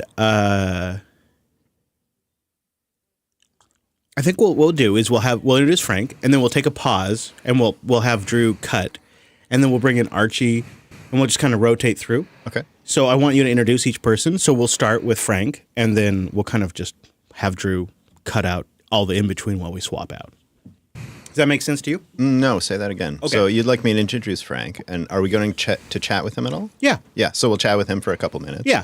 And then kind of hit pause and bring someone Yeah, else in. exactly. I'll introduce them. Yeah, you got it. Yep. Yeah, you got it. We're just doing live feedback, basically. Okay, one thing I want to make sure of is that you hit record on your recorder, just to make sure that it's going, right? Yeah. Thank you for reminding me. All right. So we're going to come back from the co-live read with the feedback. We'll start with Brent, introduce Frank, and then we'll just kind of have a nice chat, talk about what's going on. We could also just touch on some of the stuff that you brought up in your talk, right? That could be some of our highlights. Fun, yeah. Oh, gosh, the pressure. Well, no. I'll take over. Here we go in 3, 2. Well, in lieu of a feedback segment, we have a bunch of VIP guests in studio today, which is really great. Currently, Frank, you're here in studio, founder of Nextcloud. Thanks for joining us. Yeah, it's really great to be here for the first time in the Jupiter Broadcasting International headquarters. That's right, the worldwide headquarters. Welcome in. And welcome back to the Pacific Northwest. It's been a few minutes. Yeah, I think there was a pandemic or something. I'm not sure. Yeah. Something. But really, really good to be back. I felt like it was the LinuxFest Northwest events where I'd check in with you and see what's going on. And, well, since everything's been going on, I don't know. I feel like Nextcloud turned it up to 11. Things have really been progressing this year, Frank, like at a very aggressive clip. Yeah, of course. Not only this year. I mean, depends how you look at it, right? Of course, everything is developing very nicely. We have this integration with AI features, which is really interesting at the moment, and all the components. Nextcloud Talk developed a lot, and the groupware part, and it's really going nicely. But of course, I'm the type of person which is never really satisfied, right? There's always more, right? I mean, our mission is to be an alternative to Google and Microsoft, and yeah, we still have some work to do there. I don't know. And they don't stop either, right? So you got to kind of keep keeping up. You have a pretty. I think you've locked in on the value proposition that is clearly distinct from what Google and Microsoft are offering, and that is not only is it local AI, but I get to kind of pick the AI services I want to pick and choose. But you're doing something that feels like yeoman's work, and you're looking at the different AI services, and you're giving them color ratings. Mm-hmm. Can you talk about that? Yeah, exactly. So this is quite interesting. So the last 12 months was really crazy for all of us, I think, because like 12 months ago, no one really thought that something like ChatGPT is even possible. This was science fiction, right? This is not less crazy. And then like in end of November, I think, last year, ChatGPT came out and everybody was like, oh, wow, that's really powerful. But unfortunately, that's something only big tech can do. Right, this is obviously needs like, I don't know, crazy server clusters from Microsoft or Amazon or whatever. Yeah, and lots of GPU or whatever. Yeah, and I was really a bit depressed at the time. I thought, okay, open source is being left out here. Exactly. I mean, we are developed this nice software suite with Nextcloud now, but the new stuff, AI, we cannot do it. Yeah. Right. But then just a few months later, I mean, beginning of the year, it became clear that's not true. That the open source community did so much awesome work. And it was actually like interesting that we realized, okay, we can actually develop AI features. And then we formed a dedicated team for that, and started to do work on that. And was it immediately obvious how this stuff would be beneficial to Nextcloud? Because I'll be honest, as an outsider, it was not immediately obvious to me. And so many companies are just like adding AI without it being they're really throwing useful. it in, right? Yeah. I mean, for me, it always was obvious, I have to say, because I mean, AI is bullshit in a lot of use cases. Yeah. But for a productivity suite like Nextcloud, I think it's pretty obvious. Yeah. It can help to write your emails. It can help to summarize your emails. It can help you like reformulate a document or generate a contract in Nextcloud Office. I mean, summarize a thread of emails. Yeah, it's. I think this is pretty obvious why this is useful, and yeah, I'm really happy that we can do this now. I mean, doesn't it feel sort of perfect? Like Nextcloud, there was a clear value proposition, local data, and having sovereignty over your own information. But the AI stuff comes along, and it's the way you've identified. It's a perfect integration. It's almost your moment here. Do you feel that? It is strategically very interesting because, I mean, I'm running around for like 10, 15 years and I'm saying like, hey, keep your data under control. It would be great to have it like local, or maybe you want to pick a service provider, blah, blah, blah. And that's very important. And yeah, some people listen to this message and some just ignore it. But now with AI, I think it's like becomes clear that this is important. I mean, there are companies like Apple and Samsung and like Goldman Sachs, and they're all blocking ChatGPT. And why is that? Because they're afraid that their data is used for training purposes by these AI systems. Yeah, they're private information. Yeah, whatever. Exactly. And then the competitor is asking ChatGPT for, hey, how can the next generation plane can be constructed? And you suddenly get the construction plans from your competitors. And like everybody's afraid of that. And to have something open source and local in Nextcloud is makes a lot of sense. It's kind of a change. Like, was there a lot? You mentioned spinning up a new team, but did you have to sort of retool or re-architect things to fit AI into the productivity sort of application? Yeah, exactly. Because the challenge is that Nextcloud is mostly written in PHP, and most of the machine learning stuff is in Python. Right. So, but just coincidentally, we in parallel started an initiative to build like a new API where with microservice architecture can plug in like applications into Nextcloud that are written in completely different languages and different machines and with different APIs and so on. So that's actually matched perfectly. So does the AI stuff then leverage the new API? Yeah, wow. Partly. I mean, there's some things that we can actually do in PHP, and that's nice because you can just activate it with one click. But the more advanced things like our large language models, these are Python components that are running in parallel. Neat. And so there is some new efforts being put in place by the Nextcloud team to enable kind of any language you want to use. Yeah, exactly. So, I mean, it was since the very beginning where I developed this app system. Because the idea is that it should be a platform you can build up applications on top of, not only like. And then nowadays, if you just do like a default Nextcloud installation, it's already like, I don't know, 30 or 40 apps are enabled by default. So it's modular. Yeah. But they're all PHP. And that's cool for some things. But as I said, for machine learning, other things, you want to have other technologies. So we developed this new API, REST-based API, where you can do with microservices plug in other components. And this just opens up a lot of new opportunities. Yeah. I mean, I think we're excited about it just internally. Yeah. It is really, to me, Frank, I feel like the next time we're doing this in a year or so, you're going to be too fancy to talk to me because this is, you are, I'm not sure. You are really, you're the famous person here. No.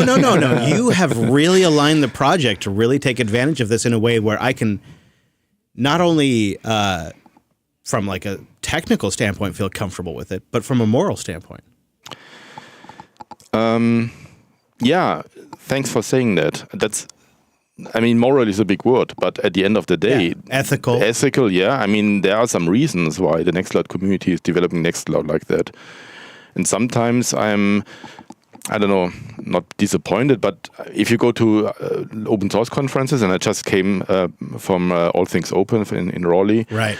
It is a lot of people do open source. Every companies make open source. Yeah, to a degree. Exactly. And some of them, or most of them, do it in a way that doesn't really give any freedom to the users. It's just part of the stack, which is nice, but you still have the vendor login. And we at Nextcloud trying to do it, basically have the full stack open source. It's a big battle, though. You're essentially taking on Office 365 and Google Workspace. Yeah. Yeah, I mean, when I started this like 13 years ago, it was, I mean, for me, the main message is always that I don't want to live in a world where like only 5 companies have all data of all humans. Oh, boy, does that resonate? Thank you. Yeah, that resonates. I mean, it was really, I mean, it was moving this direction, right? I mean, everybody was doing SaaS, everybody's using Gmail and Dropbox and so on. And it was like, okay, that's great. But I don't know. I mean, open source is all about putting you in control of your digital IT destiny. And that's what we want to help with Nextcloud. I just really applaud what you're doing because there's a lot of companies that are jumping in on the AI hype and they're just going all in without the thoughtfulness. Yep. And what I think is pretty great is, as a Nextcloud user, I can just select the stuff that runs locally on system. If I want to use the remote API, I can. And I don't feel like there's a lot of companies that are thinking through that. Totally. Nextcloud is really, because of this too, developing it into a productivity suite, like a complete productivity suite. Do you have any thoughts on like where this goes in the next couple of years? Just to add something to what you said earlier. Sure, yeah. There are so many companies who are like trying to do AI now. Just slapping it in. Yeah, but it doesn't really make a lot of sense. No. And it's just like, hey, we're sending something to ChatGPT. Isn't it great? Yeah.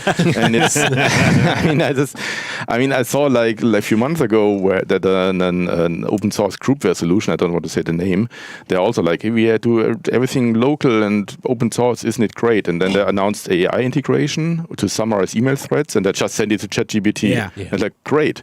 So you have your local mail server, but every single mail is first sent to OpenAI. That's not a good idea. No. And then I posted it on Mastodon like a few days ago. I saw like a Kickstarter project where someone developed like a box that you can put on your desk. It has a microphone and a speaker, and it just records everything that's said in the room and sends it to ChatGPT. And then you can press a button and ask for a summary later, which is like, powerful great, and but so scary. Neat, but also scary. I don't know. Like, I don't want to have a microphone. It's basically live broadcasting to Microsoft. Everything that happens. Come on. Right. I'd like that to be local. Yeah, exactly. I don't mind that functionality, but I want to have it local. Yes. I feel like there's power in having both through the same interface too. Like you get these competing sort of SaaS or like AI as a service companies, but each one wants to sort of lock you into their thing. You're logging into their interface using their APIs, but that I could say use for the things that it made sense that I was concerned about or that it worked well, use the local model. And then in the same way, without really switching anything, take advantage of ChatGPT where it made sense. Yeah. Yeah. It's important to have the choice, right? And we have this ethical AI system where you can say, okay, this AI's subsystem is like, I don't know, local, or this is not, or here you can, that the bias is checked or not, and here's the CO2 footprint under control or not, and you can really choose what you want for what purpose. And Nextcloud Assistant is not only like one LLM, it's just, I think it's 20 different models for different use cases. There's something for translation, there's something for face recognition and so on. And you can really choose which system you want to use in what way. Well, Frank, I've really been grateful as a Nextcloud user because these are things we use. These are features we're taking advantage of. But ultimately, I know that I think as Nextcloud grows, I have to imagine your future customer is probably 10 times larger than somebody like Jupiter Broadcasting. Do you feel like these issues that we've touched on here today, do you feel like they resonate with the scale of companies or government organizations? Are they concerned about these types of issues? Mm-hmm. What are your as Nextcloud grows, what have you been discovering? This is actually very interesting because, again, looking back, many years ago, I thought that our main users, our main customers will be enterprises, like big companies. People looking maybe to replace Dropbox. Yeah, like I don't know, big organizations, like, I don't know, being afraid of industry espionage or something like that. Sure, but it's actually not the case. These typical big enterprises, most of them are ignoring the privacy and security aspects. Our main users and customers are governments, universities, like schools. Are they ahead of the privacy concern there? I think so, yeah. And they're under a lot more like public pressure to not screw it up somehow. So they really care about being compliant and being like, I don't know, secure and so on. And companies, they're often like, I don't know if Microsoft is compliant with our requirements, but everybody's doing it, so we're doing it too. Yeah, so they're essentially assuming it's safe. Do you see those as potential customers in the future? I think so. I think so. Yeah. Especially with the AI stuff you just mentioned, it's like, big companies, they're blocking ChatGPT for a reason. And they will also block like Copilot for Microsoft and other things because it's not really clear where the data is going to. Right. But as they get more concerned and they think a little bit deeper about that. I think so. And I expect that there will be some security leaks the next few months, probably. Right? I mean, there has to be. And then if, I don't know, there will be a story where like, hey, have you tried, I don't know, putting like next Samsung phone into ChatGPT and then you maybe get something back. Yeah. There will be scandals. So you're kind of building it before they're ready to come.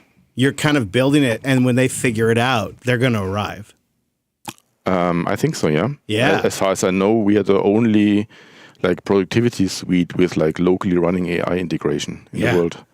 Yeah. And I think there will be a kind of a recognition as people start to understand the technical pinnings and how it all works. They're going to kind of look for something that probably respects their privacy a little bit more. And there's a bit of a corporate competition and protection aspect there too. So I could see corporations really figuring it out quick. I think so, yeah. And we are Nextcloud. We also we're growing nicely. I don't know how many people we hired this year, but a lot. Yeah. Well, Brent's one of them. Yeah, Brent, of course, exactly. I was paying attention, and I was the new employee for about 5.5 days. Wow. Yeah. That gives you some scale. Yeah. Yeah. So it's going well. Yeah. It's pretty neat to see because it's a free software project that's getting the recognition and it deserves, and the governments and the companies are finally understanding why it's important. And I'm really grateful that you're still there. You understand that, right? Because it's like that leadership matters, Frank. It's a really important role in the open source community. It seems all too easy to have Nextcloud just turn into yet another sort of offering, but you clearly have these ideas and morals embedded in you. You can't go anywhere, right, Yeah, Frank? but I mean, thanks for the credits, but it's really the full team. It's really the full team. I mean, we have such an awesome team, and we all share our values and our goals, what we want to achieve, and this is why it's all working. I mean, it would not work if I would be the only one who is believing in that. Everybody does it. And we have our open source community, right? I mean, Nextcloud is a company still small, like, I don't know, 95 people or something. But our community is thousands of volunteers. Yeah. And they're only helping because we have this shared idea, this shared mission, these shared goals. I mean, this is what's holding open source projects together. Well said. Thank you, Frank, for joining us. Thanks a lot. All right. You, sir, have served your tour of duty. Thank you very much. Thank you. That was great. That was fantastic. Now, let's have somebody else join us. I would love to. Let's bring in Archie if he's ready. Anybody else ready? I came to get you, but you can hear everything we're saying. I don't remember. Is he spying on us? Yeah. Gross. We shouldn't let these mics plugged in. Yeah, that's what we get, right? I didn't even get a chance to play. You okay being on camera? You don't have to be. Yeah, you don't have to be on camera. I asked three. Currently, Alan's face is on camera. That's fine. Jude? This is the only time in my life I've been able to wear this shirt. It was available for a limited time. Feeling good? Did I actually fix the camera? That was so fast. Oh, no. I'm not even ready. I haven't even transitioned yet. Do you need a moment? Do you want to spill your drink again? I could tip a drink over. We got a tiny bit of. Brent? You want to finish it off? You want to finish off the vodka? There you go. There you go. Just a tiny nip. There we go. Oh, it's from Amsterdam. Or Yeah. New Amsterdam. I guess that's a different place. That is a great shirt. There you go. Bad a boy, Brent. He didn't disappoint in the least. I am very impressed. Atta boy. Next, we teach him how to shotgun a cider. When it comes time to party, Brent is down to party. All right, here we go in 3, 2.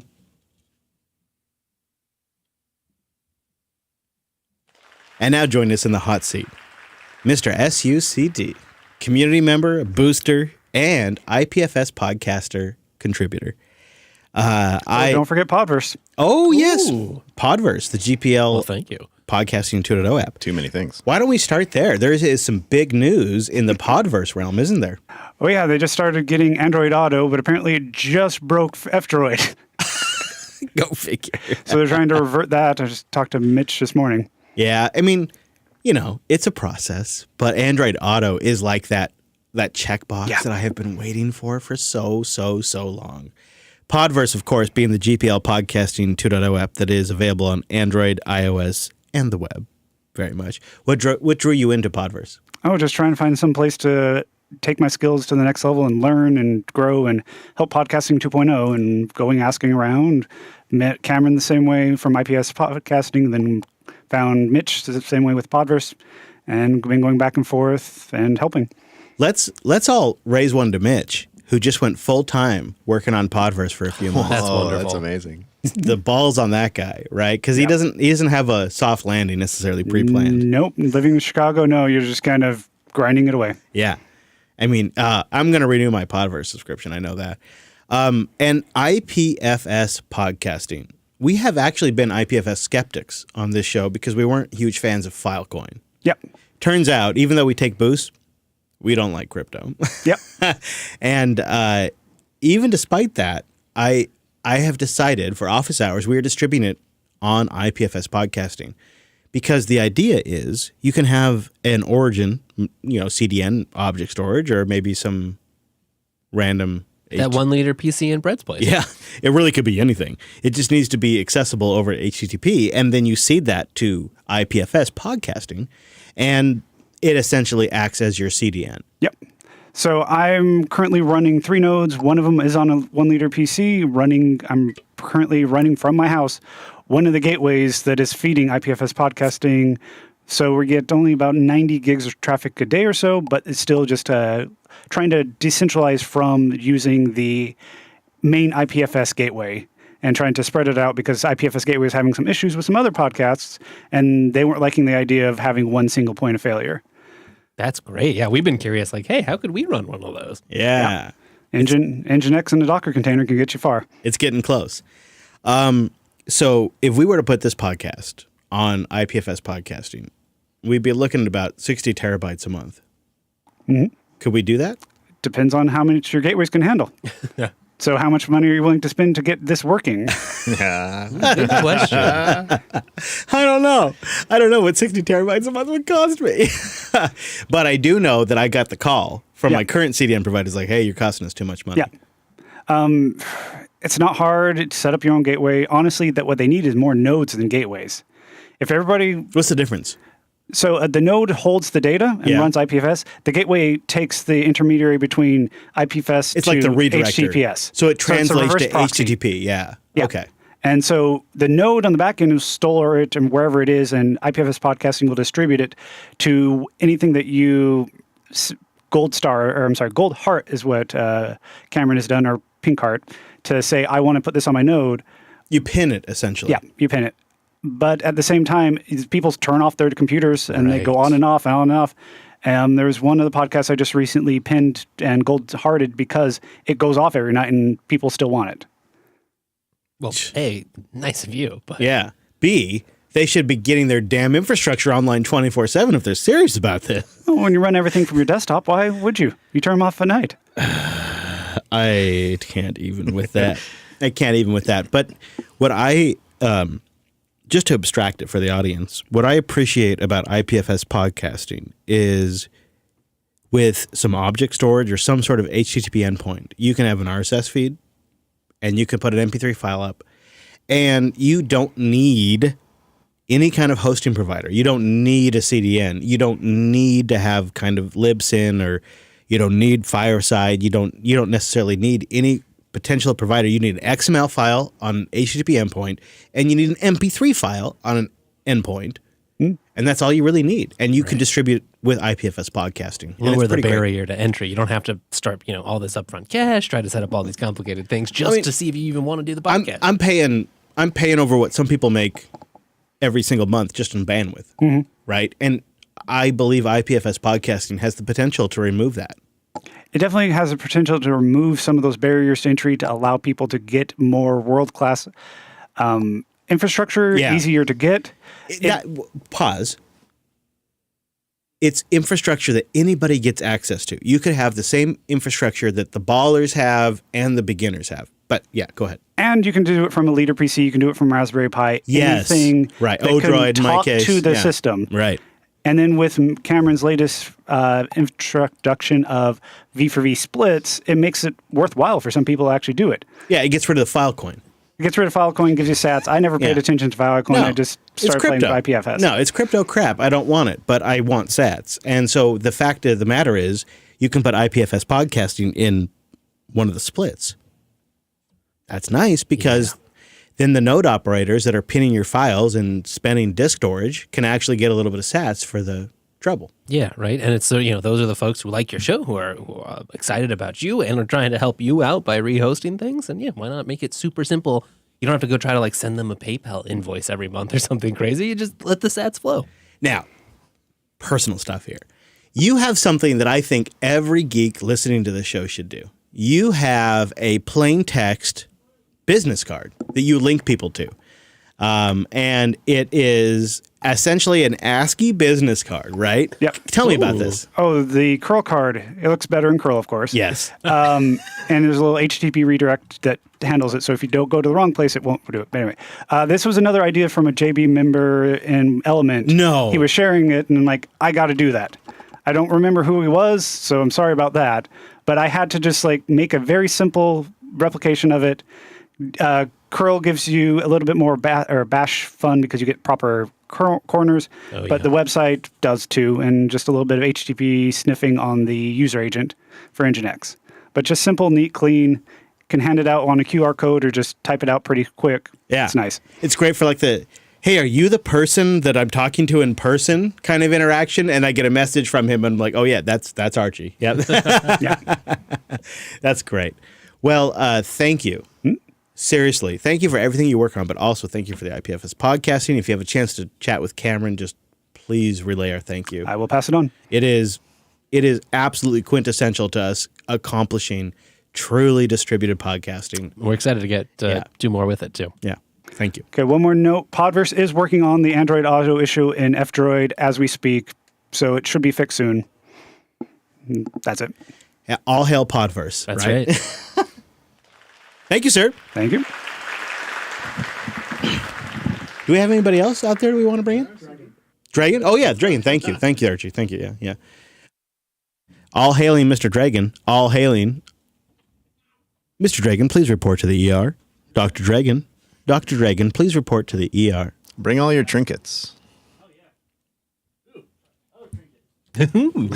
There are some strange noises coming from outside of this studio. I just like the open door for a hot minute. It's just nice to get a cold window breeze in open, here. Woo, it's warm in here. It is warm in here. Woo. There you go. Get yourself a headset. What do you got? What is this? Macropad. You okay being on camera? You can say no. Not this time. That's fine. Just a little microcontroller and buttons. Yeah, that's perfect. Mute Chris, mute me, mute Brent. What is this in here? Just a Is ESP? micro. So little. Jeff! I need this. Wait, show me. I need one for every host. Not wireless. That's a That is USB. That's a hit. exactly That's what I true. want. But I need one of these for every host so we can all mute each other, even if we're local or on or. So you can predict my That giggings is and so- costs. Put a little battery in it. ESP will be hard. Yeah, totally. I want one of these really bad. See, Chris is just pausing to let the fresh air come in. Yeah, That's I really am. what's happening. Oh, there it goes. You know That me. Ray will never finish the show. Look at this guy. He's got me figured the fuck out. I tell you At what. least one of you. All right, stand by. I want to do a proper introduction, so. Are you ready, Mr. Dragon? I think so. Okay.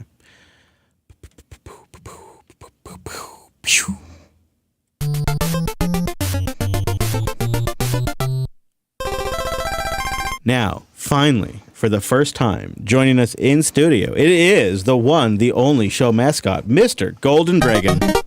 Hello, sir. What's up? Well, you know what? I'm just sitting here thinking, this is the guy that started the row of ducks. Yeah, I know. Right?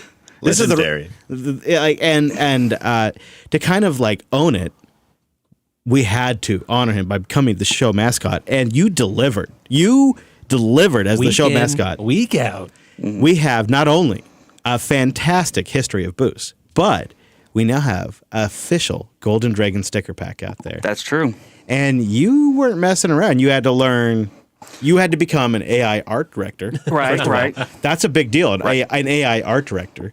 And you also figured out how to make stickers. Tell us a little bit about this process, because we have a very exclusive set of stickers in here for the fans that are hanging out. Yeah, absolutely. So, on top of the learning the AI directing portion of it, you gotta. You mean you're an art director now? Yeah, absolutely. Yeah. So, unfortunately, it's mostly proprietary software on the back end. So, I use the Cricut. Cricut software, if you're familiar with like the Cricut cutting machines, we have an older one. And so you go into the software, you import your art, and then, do some finagling. Tweak it. Tweak it. Yeah. Get it right. Print basically a bunch of crap. Yeah. You print stuff that doesn't work. Right. And, you're like, whoa, why isn't this working? And then finally you get to a point where maybe you got to do some upscaling.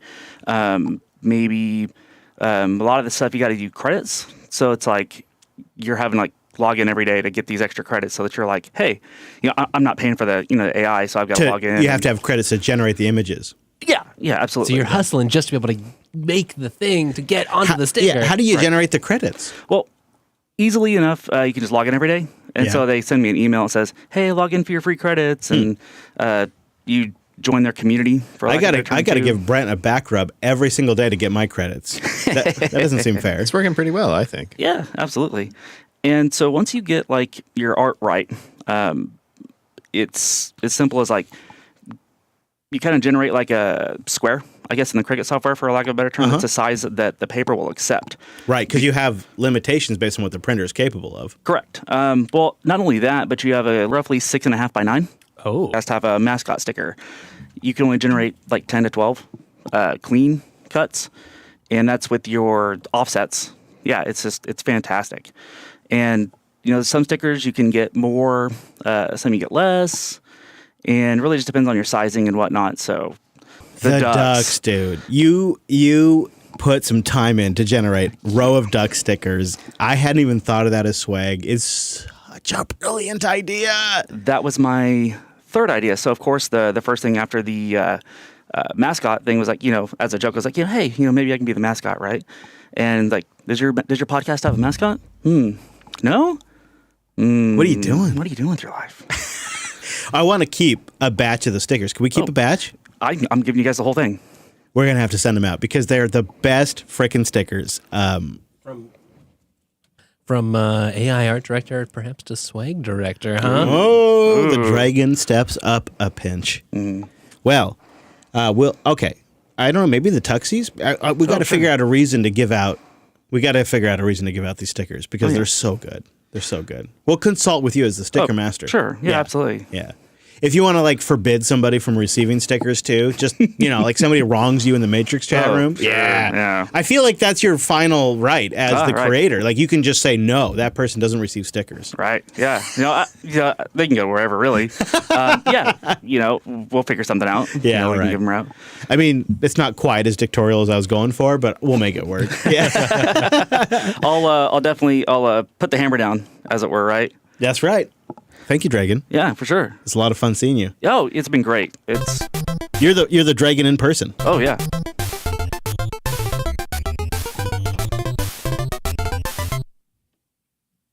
All right, and with that one just goes on forever.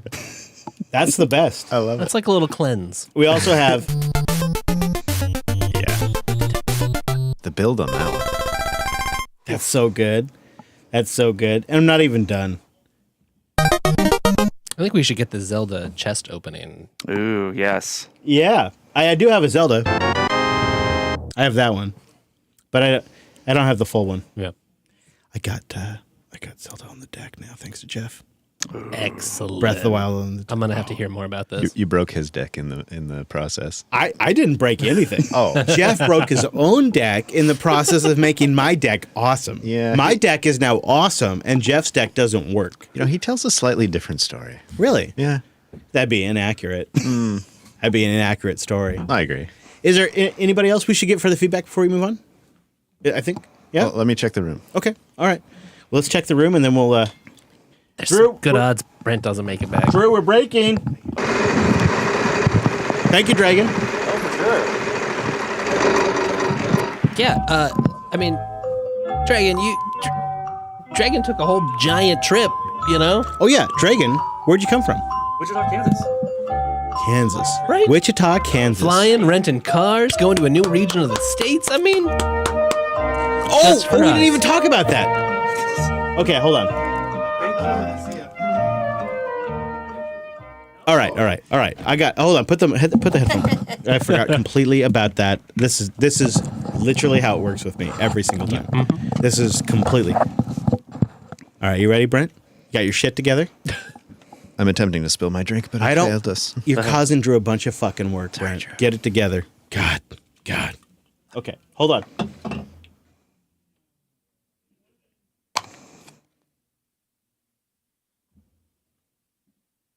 Giving Drew 3, 2. Now, there's one thing I want to talk about before you go, Dragon. You've built yourself a little something, and you started explaining to me. I know it's ESP powered, and so I was immediately in, and I said, "Stop, shut up, save it for the show." I get too excited sometimes, and it's just I have to just in the moment. Yeah. right? So tell me about this device you've created. So this is I wish I would have created it more, but what it is a node miner, which all it really is just it mines Bitcoin. But really, what I find it as is like your security, right? It's another node that's mining Bitcoin because it's an ESP32, right? Yeah, it's not mining much. you're never going to get above 61, trillion as a difficulty or something right now. It's something ridiculous. Crazy. But it, like I've got one screen at home and you just put it on your wall, put a little, it's got a USB, micro? Yeah. Can I see it? Oh, for sure. Yeah. Pass that over to him. Check this thing out. It comes in a plastic case. Oh, I 3D printed the case. It comes with a cable. What? And so 3D printed the case. Oh, man, this is slick. And so I did. It's got an LCD screen. How big is this LCD screen on this sucker? 320 by 240. Oh, that's bigger than I thought. Yeah. And it's small device. And so what you do is your initial setup, you plug it in, and it says, hey, go to this website. Sometimes your system will just pick it up as an access point. Yeah. And so it has an AP on this? Yes. Oh, my goodness. My goodness. But the AP only works for your setup, right? Because you set it up with, it shows on the screen the password and the access point name. So you log in, put in a Bitcoin address and the required information, right, for your wireless points or whatever. Yeah. And then all of a sudden, it starts showing you, hey, I'm mining Bitcoin. It actually mines Bitcoin, though? Yeah, right. It's just running the process? Yes. I suppose you could add it to a pool. Oh, yeah, absolutely. So the pool that it runs in is a Stratum pool. Okay. And Stratum? So, yeah. So it's really low power, of course, being a low power device, but it's really odd. I was like, what can I do with an ESP32? Because I was just like, what can I, just kind of figuring out the ecosystem, seeing cool things I could do. And was like, this seems really interesting. And low power, this kind of is a cool, talking piece at my house. Yeah. So it's just like, absolutely. hey, what are you doing? Realistically, I'm trying to add some security to the network. Yeah. You're distributing the hash. Right. Okay, so I'm a little bit more interested in that security aspect. Can you give us a sense of what it even does? Like, it's a tiny little device. How could it possibly provide you with more security? So if I understand how this works, Chris can, definitely tell you infinitely more. The more, if I understand this correctly, so the more nodes you have distributing the hash, the more votes if something changes. Yep. And so if somebody says, I'm going to hard fork Bitcoin to, I don't know. BlackRock coin. I want to add another 21 million. You can say no. Yeah. Or yes. It helps the plebs participate in the consensus. Mm-hmm. So with your little tiny, 3D printed, built at home, super inexpensive, using 5 device, watts of power, right? Mm-hmm. Yeah. You get the same vote as someone running a super fancy ASIC or something. Mm-hmm. Exactly. Wow. Yeah. It's pretty. You could also run it to just be a node. Mm-hmm. That is so neat. And the fact that it's built in with the screen. That's slick. It's not a bad looking screen. I mean, we got color on here. It's an easy to scan QR code. You plugged it in? Yeah. Yeah, it's I cool. wanted to check it out. He just plugs in random devices to his computer all the time. I trust the show Mascot. Oh, yeah. I mean, there might be a little something that, sniffs some packets. That's fine. Yeah. And it sends it back to him over Tailscale. Absolutely. That's fine. That's how it works. Yeah. It just grabs some of your sats from your wallet and sends them to with a golden dragon. Not a Right. big deal. I was going to do it anyway. So Great. Yeah, that's fantastic. Well, thank you, Dragon. Oh, absolutely. Yeah, That's it's a my great pleasure. device. All right, transition. You sir are free and clear to go. Thank you. Thank you. That was really great. And here's the. Hold on. Give him the housing. Oh yeah. You got to have the official housing. Yeah. Noah's falling asleep out there. Dragon says this is for us.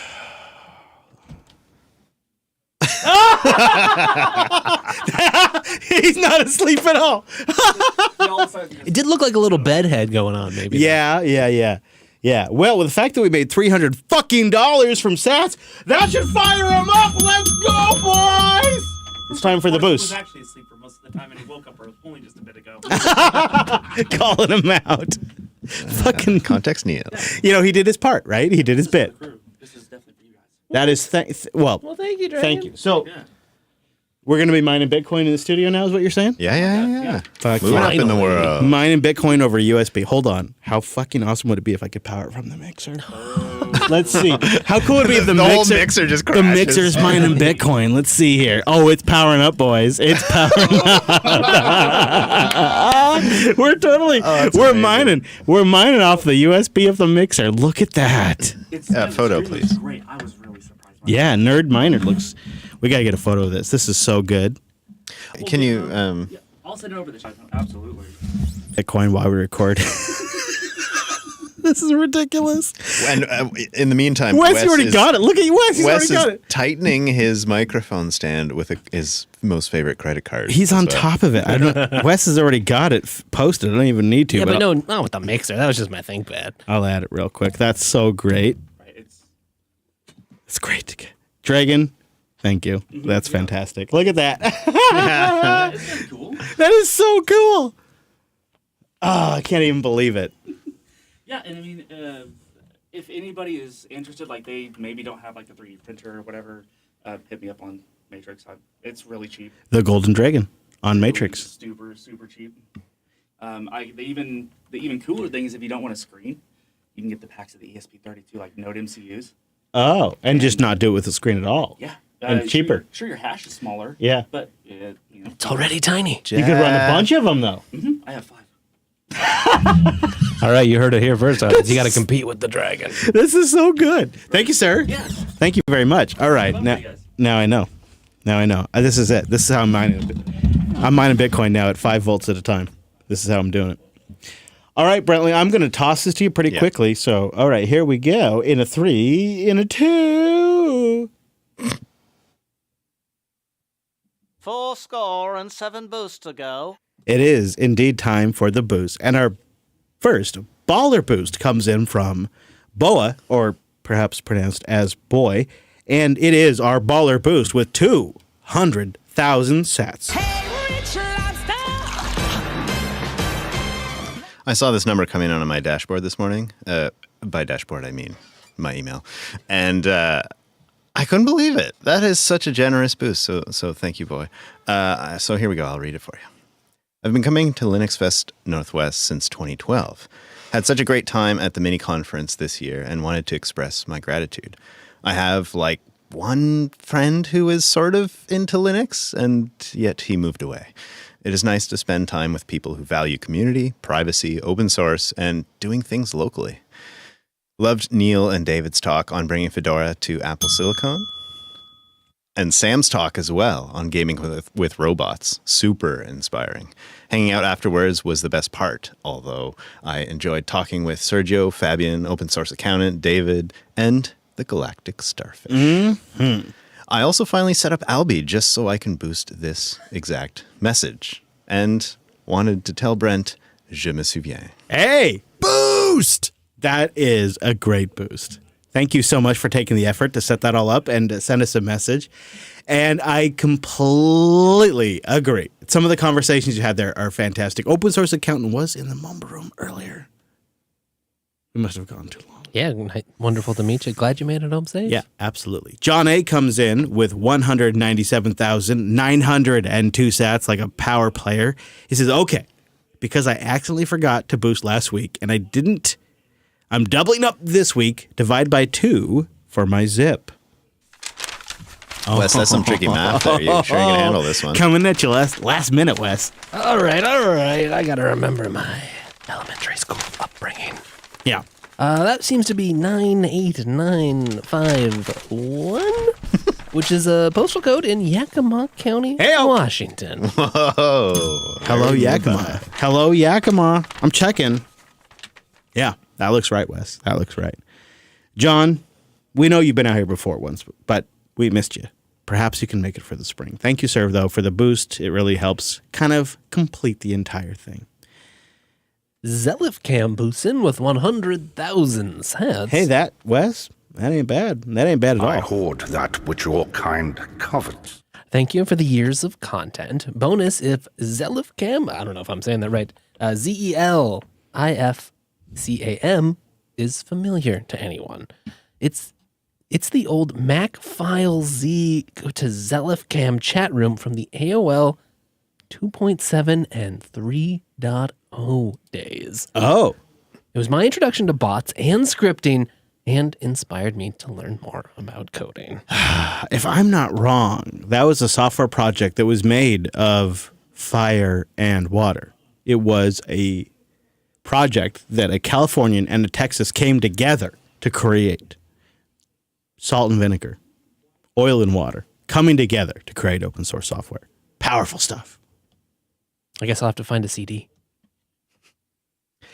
Legit Salvage came in with 60,000 sats over 2 boosts. I've been doing the Windows challenge going on 20 years now. That's not a challenge. Traitor. That's just living with Windows. Well, he sent a few paragraphs describing that exact challenge, and I'll give you a little taste of it. Every single challenge you mentioned is something that has burned me in my career over the years, and I've spent hours finding consistent workarounds. My current employer is a Microsoft partner, and I consult on most things infrastructure and security, and also happen to maintain my Office machines fleet. All Microsoft Surfaces, 30 at the moment, that is. So, unfortunately, my Linux adventures have remained mostly in the hobby realm, though I'd love to make the jump at some point. Yeah, it's probably good. This is fantastic. Yeah, good tune. It's a good tune. I just wanted to play it out.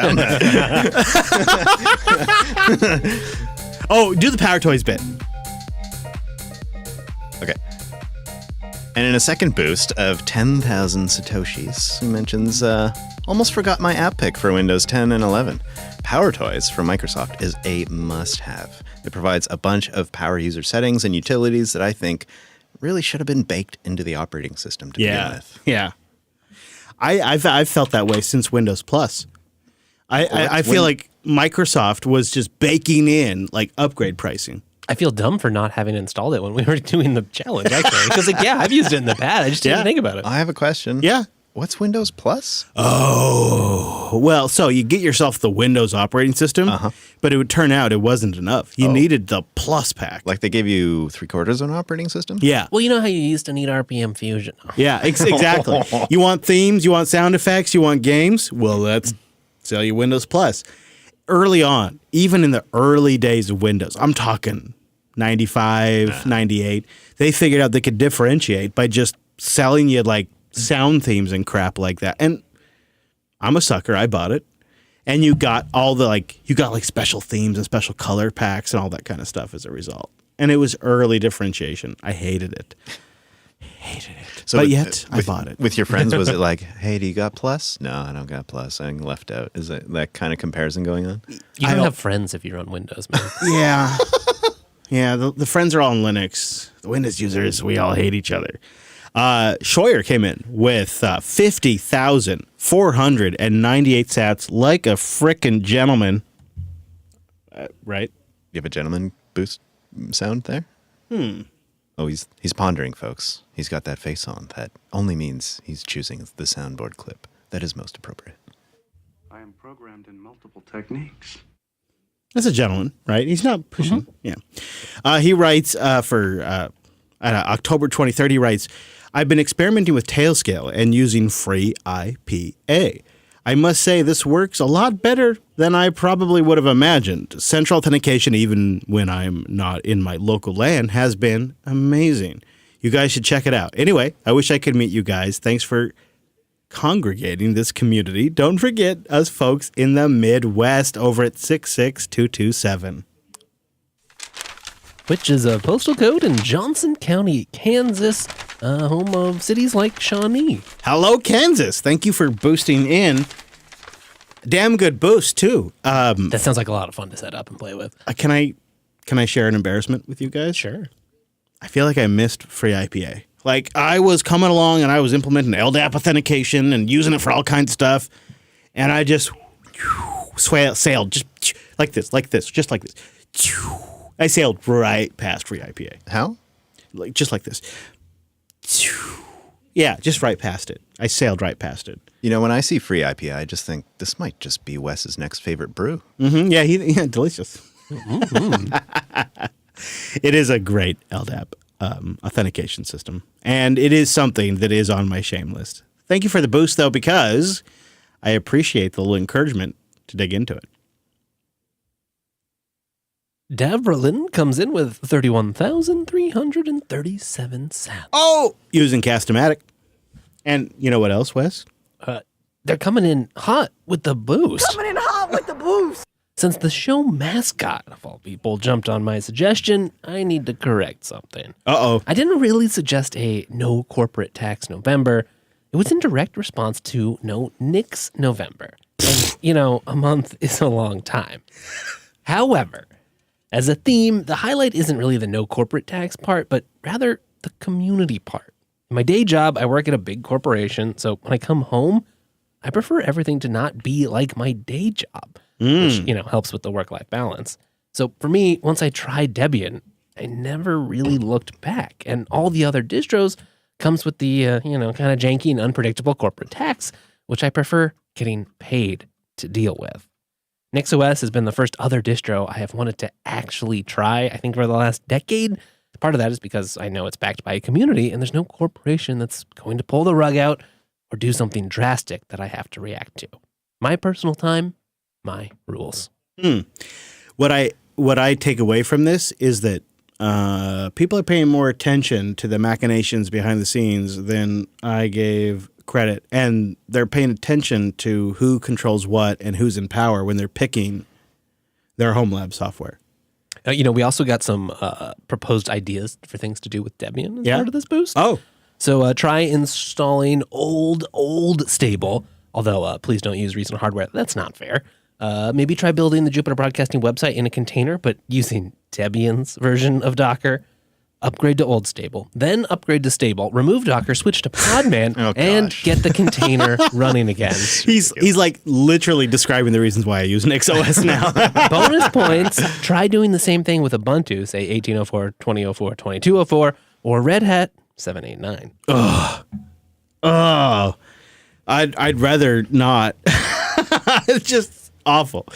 But I want to circle back, and I want to get on this no strategy tax November that's been coming in, etc. You guys got 10 days to get your shit together. And if you want us to do a November thing, you got 10 days to get your shit together. And if you don't figure it out, we're not going to do it.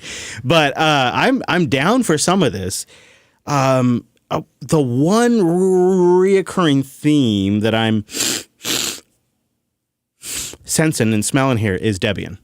Again. But Chris, I got reminded while reading this that you tried a particular flavor of Debian just like a day or two ago. How'd that go? Are we talking about Proxmox? Oh. Yeah. I said a flavor. I don't think I'm going to like Proxmox at all. It took us 3 days to get Proxmox installed on this Dell hardware. We had to reflash the frickin' firmware controller for the hardware drives. We had to frickin' flash the BIOS. We had to sacrifice 2.3 ghosts. And that took a whole seance session to even get them to manifest in the first place, which took us an entire day. So, don't want to do that again. And I think I'm going to go with Nix. Okay. I tried Proxmox. Guys, I tried Proxmox, but I think you're all a bunch of lunatics who like to hurt yourself and probably cut. You're probably cutters. And so I'm not a cutter, so I'm going to use Nix. If I were a cutter, I'd probably use Proxmox. I do see the second boost here might just be a postal code boost. Wes, did you find anything? It sure is. And check this out. It's the postal code 1337. What? What? Which is somewhere in Norway, Sandvika, Billingstad, Sleppenden. You did great. The elite postal code? That's not fair. How are you ever going to beat that? That's like having bacon as your postal code. That's so cool. You kind of have to use Debian to offset it. Yeah, that's true. Leaky Canoe comes in with 25,000 sats. You guys knock it out of the park every single frickin' week. Not this week. I'm a party member, and I still want to boost because your team is producing some of the best content available. Keep it up, fellas. Wish you all the best. Aww. Thank you, Leaky Canoe. We'll apply this to like next week's episode. We just take that and apply it next week. Yeah.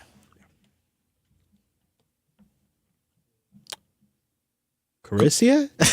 How do you even say that one? Kusuria? I don't know. Kusuria comes in with 22,666 sats. I'll believe it, Wes. So long. Back in 532, you were talking about the use cases for TPM unlocking. Mine is actually kind of fun. So the tools support to some degree TPM passwords with letters, numbers, and symbols. So I have a Diceware password on my TPM and drive encryption. The TPM is 7 words, easy enough to remember. The disk is like the Bitcoin recovery phrase, 22 words, printed out, laminated, and in a safe, just in case. Hey, seed phrase, baby. Yeah, that's nice, though. That seems like a clever solution. You kind of got both going on. Mix and match. Might have to play with that. Yeah, I agree. I like that a lot. Taco Strange comes in with A, the best username, and B, a row of McDucks. Things are looking up for old McDuck. Have you heard of Beepy for SQFMI? It's a Pi Zero W with a display on a BlackBerry keyboard. What? It would work as a perfect notes. It would work as a perfect notes device on the go if you could get your hands on one. So we have a notes PC, but one of the very, very, very first things that came up was how do you do notes on the go? So I will take a look at Beepy because we do have ourselves a tiny, full QWERTY keyboard Linux PC with a thermal printer on the back that could make itself quite the little portable notes PC. We shall see.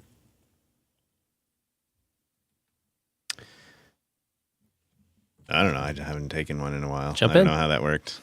I'm fine to take this one. Complete Noobs boosted in with... Boosted in with... Pew, pew, pew.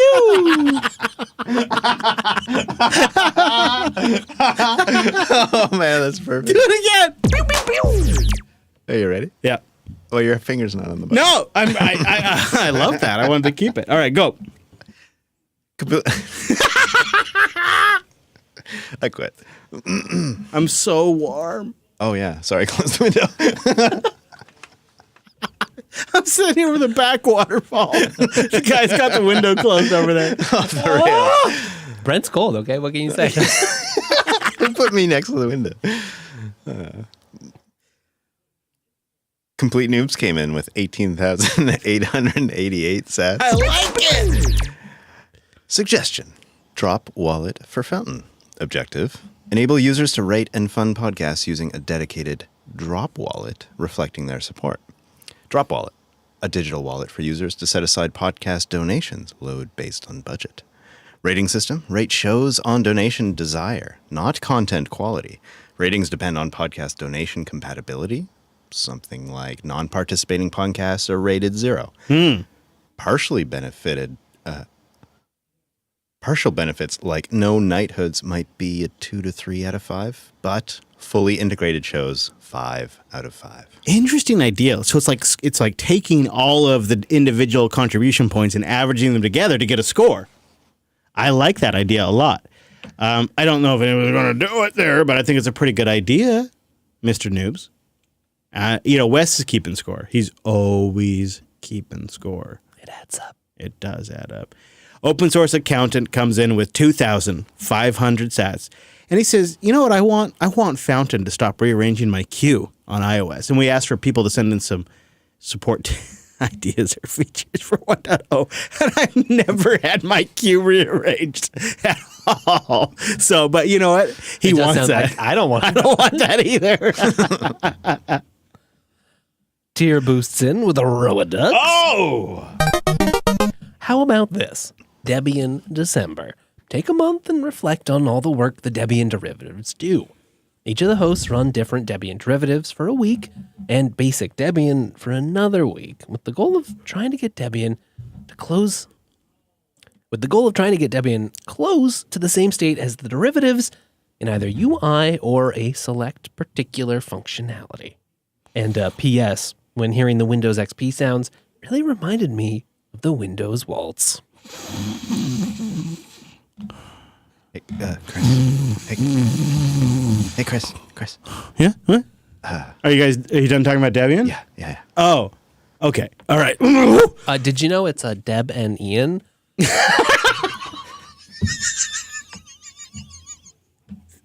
Yeah, what a great revelation. Nobody's ever told me that. Nobody's ever told me that's my that. thing.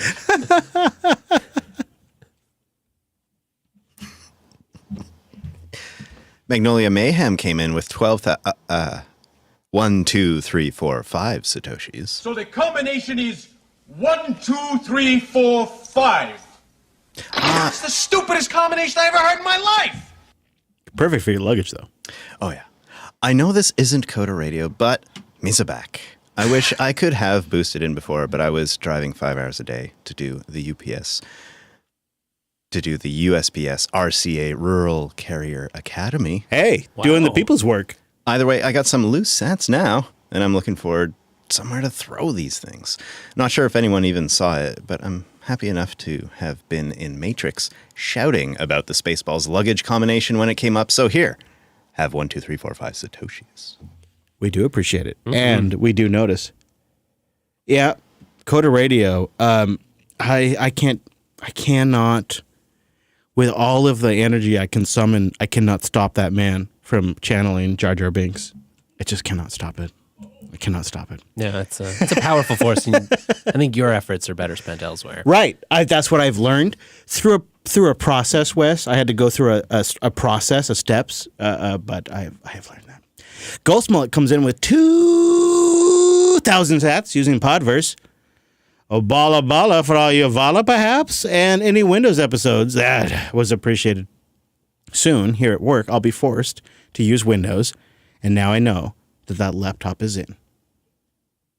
I feel like we gave him peace. That's good. That's good. Thank you for the boost. I hope so, and good luck. Marshall Miller boosts in with a row of ducks. Seen Alma Linux give a talk at All Things Open about how they build without using RHEL was really reassuring regarding the future of the project.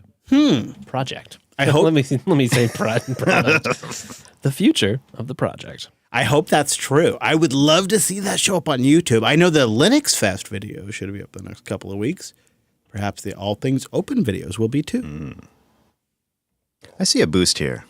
Row of ducks from Gene Bean. The main thing keeping me off from Fountain is the lack of playlists. When I say playlists, I mean like Overcast and Cast-O-Matic have. They do have queues. So I use, in Fountain FM, I use queues, and I'll queue up 2 or 3 podcasts for a drive.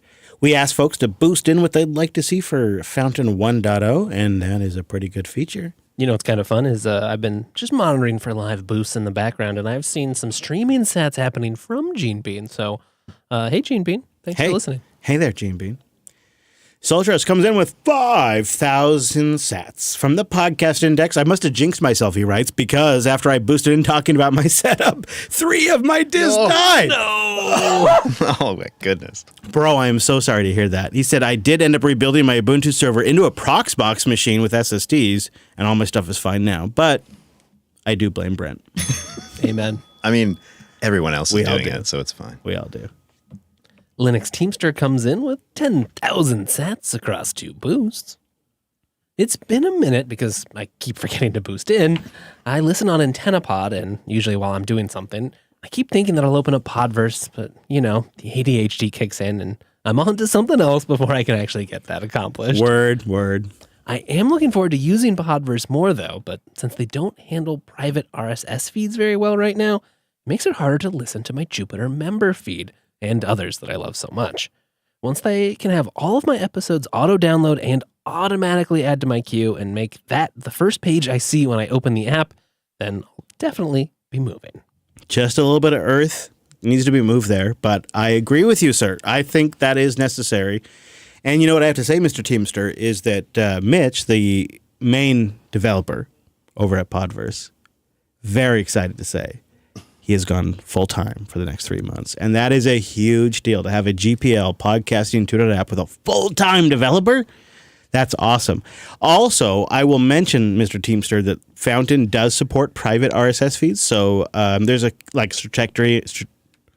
So there are a few like Stratechery and a few others that I subscribe to that are password protected RSS feeds, and they do work with Fountain. I'm curious. You mentioned Mitch would be doing this for about 3 months. What can we do to make sure that it happens for more than 3 months? That's a good question. Besides just using Podverse, the only GPL podcasting tutor app I know of, would be their membership program, right? Because that's the predictable kind of revenue thing. They do have a membership program you can sign up, and that would really help. Zacatac came in with the dreaded 666 sats. Do you guys feel that chill? Ooh. Yeah, the window's open. I never understood the hate on snaps. If NixOS had snaps, I would probably consider using it as a daily driver. I do look forward to the immutable Ubuntu that is all snaps. Yeah, it should be fun to try anyway. You really don't get the hate on snaps, really? Like, I got to write that memo for you here? Right here on the show? Hey, we like snaps now. Oh, yeah, right. Oh, right. But yeah. could you give us a summary of the past? Well, they're slow. The fonts often tend to be crap. The display settings don't match my theme. And there's a lot of mount points. And it's slower to start. And they update without your permission. And they update without my permission. I don't like any of that. Now, Canonical has diligently managed to make some of that a lot more appeasable, especially if you're using Ubuntu itself, especially the latest Ubuntu. But I don't like how many mount points there are. I don't like the performance overhead. And I'm sorry that I'm a fucking asshole who doesn't like that shit, but it is true. I don't like that shit. And I'm never going to like it. It doesn't matter what changes. However... What about the slick proprietary web store, though? Yeah, I mean, there are ways to make it more approachable. And I think that's what they're being more successful about. And they're making additional efforts to make things like the Firefox Snap actually performant and things like that. And, you know, little by little as we try each milestone desktop Linux application, they'll have an opportunity to dial it in. And when we're there in 5 to 10 years, I'm sure I'm going to frickin' love it. And in the meantime, I'm going to complain about the transition. It is getting a lot better, though. And I do feel like 2310 was probably the best implementation we've seen yet. Do you guys agree? Yeah, definitely. Completely. It gets closer to that state of forgetting about snaps. Yes. It was actually really close to that. I really just didn't really think much about it. And, of course, we have a boost from the show Mascot.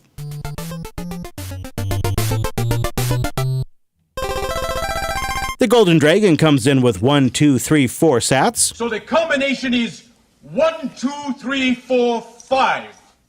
That's the stupidest combination I ever heard in my life. He says maybe we should try out Void. It's been a long time since I gave Void a try. I've been avoiding Void. Really. Yeah. I feel like Void and a couple other things are kind of in that category of maybe one day in the future. I think next week for us, new Fedora. That's what I feel like we're going to be testing is the new. But I'll put Void on. I'll put it on the consider list. I absolutely will. Thank you for the boost, Mr. Dragon. We also had a boost from VT52 with 6,667 sats. Fortunately, they had to split before really getting a chance to meet us, but had a lot of fun at the Minifest. And sounds like they can't wait until the Springfest, which means they're coming back. P.S. Bellingham is pretty cool. It is. It sure is. It's like mini Seattle. You know, I locked eyes with someone who was at the JB meetup last night who was like, you know, trying to squeeze their way into a conversation. And I was in a spot where I couldn't really invite them in, but I was like, noted. In a moment, when I get the chance, I will kind of bring them in and at least introduce myself. But they left, and I felt like heartbroken. I was like, no, I missed someone, and because I know, you know, as a past listener who wanted to meet some hosts of the podcast, it's hard, and I want to make that easy for everyone, and I failed, and I apologize. VT, if that was you, I'm so sorry. Yeah. Please come back. You're on our regret list. You got to do it again so that we could do a make good, because we do not want to, like our biggest fear, I think I speak for all of us, our biggest concern is that somebody takes all of the time and hassle to get their ass here, and then we don't say hi to them. Yeah. That sucks.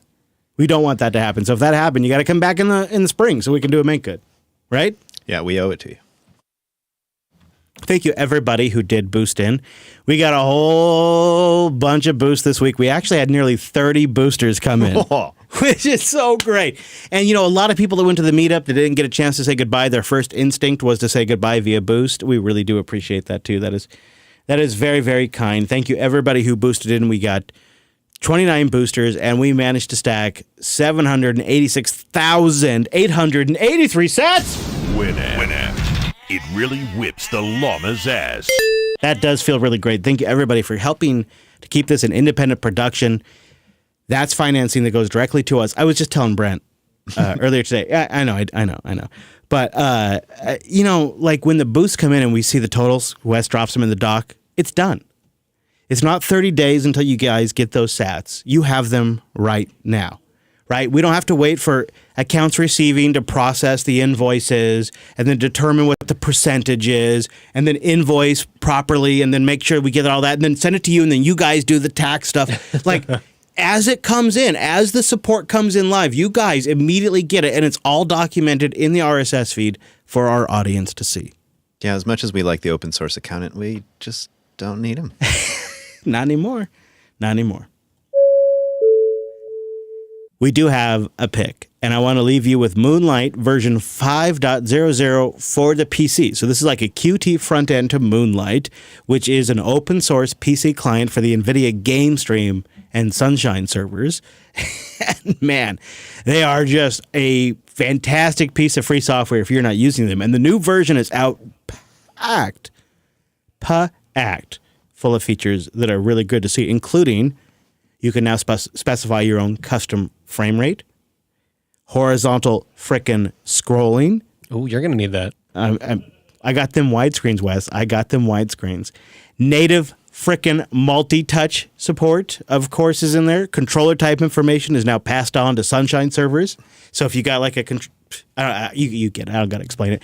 And then, of course, packages for all the distros you'd want to actually use. Don't forget you can stream with AV1 now. Woo! Yes. Good to see AV1 landing in there, right? Yeah. You know, at the conference, LinuxFest, you know, I was sitting there listening to a really interesting talk, and Jeff was sat beside me. And, you know, everybody's got their laptops out taking notes and stuff, and I peek over at Jeff's laptop, which I know you're not supposed to do, but he's always doing something interesting. I look over. And you're always peeking. Always peeking. Wes? Yep. You got to get it one of those screen protector things. Yeah. He's screen always privacy peeking. guard if Brent's around. Just pro tip. Sneaky peek. And he's playing with this here Moonlight, and he's trying to get it all set up. Yeah. So, yeah. You know, that Jeff, he's always playing with the new technology. Well, maybe that's what we end up using on our Nix headless VM server that I think we're going to get set up after the show. If we can get enough of Wes's time, we're going to go up there and wipe Proxmox off that thing. And we're going to put Nix on there. We're going to pass through that GTX, and we're going to start doing some AI stuff here on the LAN. Yeah, baby. But we'll see. We'll see how it turns out. I just want to say thank you, everybody who did make it out, but also everybody who just sticks with us and listens to our shenanigans as we share how great the experience is. Because, you know, we've been doing this for a long time, and one of the things that we want to avoid is just coming on and telling you how great it is to talk to everybody and how great it is to catch up with everybody. But the truth is, it really is. It's so true. It really is. It is what sustains us, and behind the scenes with the efforts of guys like Jeff and Noah and Brent and Wes, we get things done in this type of kind of tight time period that sustains the network until the next get together. And we ride on those technologies. You know, from the very machines we're using on right now that Noah put in 2017 or 2016 to the machines that Jeff completely refurbished this year, so that way we didn't have to go out and buy new PCs, right? Like, it is the stuff that keeps JB going. I feel like, unfortunately, we've been too productive, so we don't have these little meet and greets more often. We need to screw up. Yeah. Yeah. I can help with that. Yeah. Thank you. Yeah. I appreciate that, for the Brent. team. He finds the bugs and he introduces the bugs. The real QA chief. Nope. Whoa, whoa, whoa, whoa, whoa, whoa, whoa, That's- whoa, we're whoa, going the whoa. wrong place there. You could do both. Before we go, though, I want to leave you with a little pick that is fantastic. Oh, we already did that. Yep. Do you have a second You're pick? doing great. I Bonus pick? believe in you. I did, actually. Yeah, I did. We could do it. Well, it is already a really long show. Really great. No, it is too long. All right. See you next week. Same bat time, same bat station. All right, we got to wrap it up here because we've been going on for way too long, but we'd love to have you join us in the Mumble Room or join us over at jblive.tv because we do the show every frickin' Sunday over at noon Pacific, 3 p.m. Eastern at jblive.tv. That Mumble Room's always going. You can get your opinion in. And of course, that feedback form's open at linuxunplugged.com/contact. And last but not least, we love your boosts. Hey, wait, one more thing though. Go look at the Tuxies. Give us feedback. Yeah. It's coming up. We got to get that in. Vote. Last moments. Yeah, don't vote. We're going to, don't vote, but give us your feedback because next week it's going live. Thank you to our members, thank you to our boosters, and thank you to all our listeners. We appreciate you. We'll see you right back here next Tuesday, as in Sunday.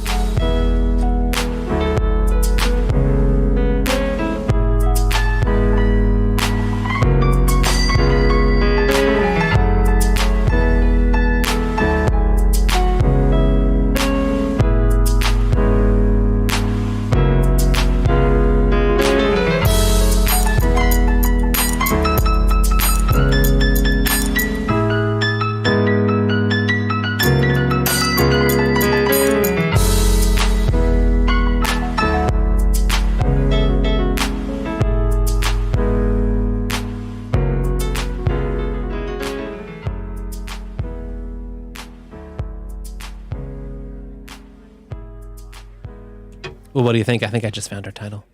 Oh, really? Yeah. That quick? Brent sneaks a peek. I've liked all the other titles we've had with my name in it, but this one... That's good, dude. That's so good. I wonder what you guys think in Mumble Room. Benny Beck's the only one left. Wow, dedicated. But yet I'm still here, guys. Do you feel like GIMP is actually so stagnant? Why is GIMP so stagnant? By WikiMe on r/Linux. I'm not trying to harsh anyone's mellow, but GIMP is a good photo editing software and I use it daily. But it feels like not much has changed within the past 10 years of GIMP. I think it's just an aged paradigm. People have moved on. Yeah, GIMP it's is a one way paradigm, of doing yeah. things, but that's kind of 10, 15 years. Hold on. Minimac, what do you mean it's an old paradigm? Isn't this the paradigm that No, the finances thing is, Adobe Cloud? You come from the Windows side and you have your one window interface, and all of a sudden you start GIMP in the early times, and you have all of a sudden 4 windows, blah, blah, blah, blah. And you did not find what you want. And then when they switch to the one window possibility, it's an option still, I think. For me, it made it easier to access. But still, the interface could get some revamp, I guess. That's my point of view. I think you're absolutely nailing it. It is overwhelming, right? That's the initial impression. It's overwhelming. You could go to Photopea, have a better time. It's true. But I am still grateful that it exists. It has Yes. served me well in a Yes. pinch Yes. in places Yes. and employers Yes. where I could install it. I don't really worry about Photopea, but still a web app versus something that I know it's not leaking anything. I can use it on a customer's PDF and not worry about it, and I don't have to ask for anyone's permission to install it. Did you see that? First of all, I don't want to take away from the excellent work of the GIMP team. That has been fantastic. But Photopea has been killing it. It is the thing I use all the time. Do you? These days, yeah, for sure. Photopea.com, guys. Web-based Photoshop. It is. I saw something cross the Newsy threads this week. Vector P? Yeah, it's an offshoot from the same folks. So that's where I was just The same going. folk. Is Vector P, which we should put a link in the notes if we can, Yeah, is I'm the on it. same sort of deal. I almost made it our pick this week. The hidden second pick. I kept you from Double giving them exclusive that. member pick. What am I hearing? Well, you're hearing Neil and a dog barking. So you choose. There's a lot going on.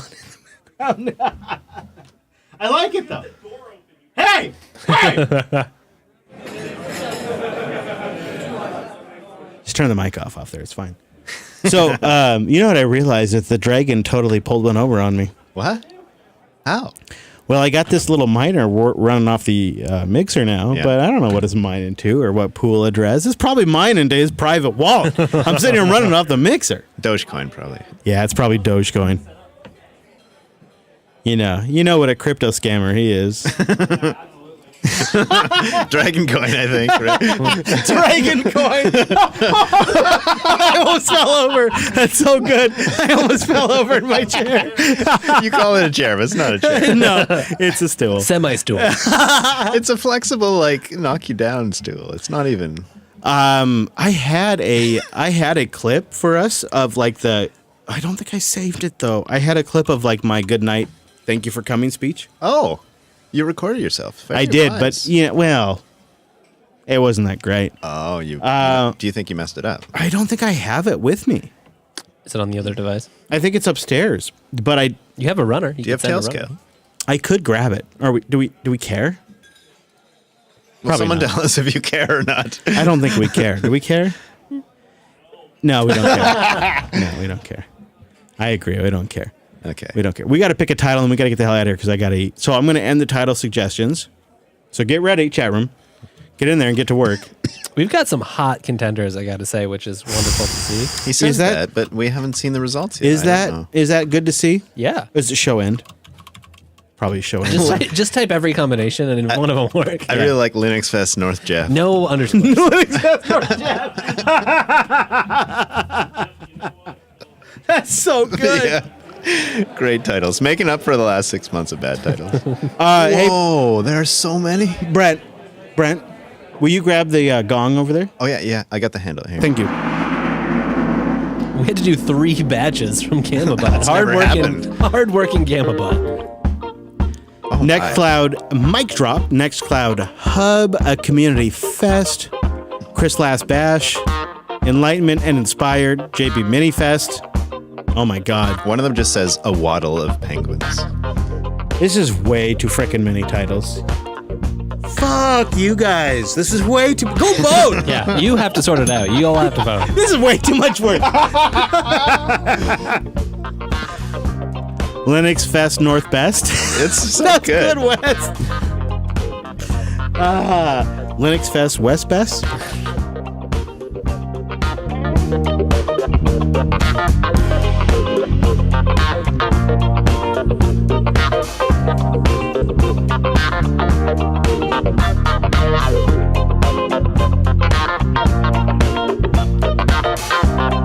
I like the fest that was and the Jeff that does.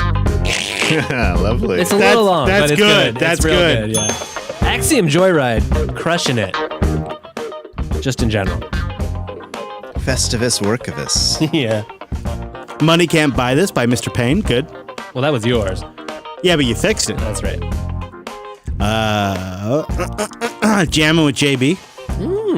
There Be Dragons. That's cute. Choosy moms choose Nextcloud.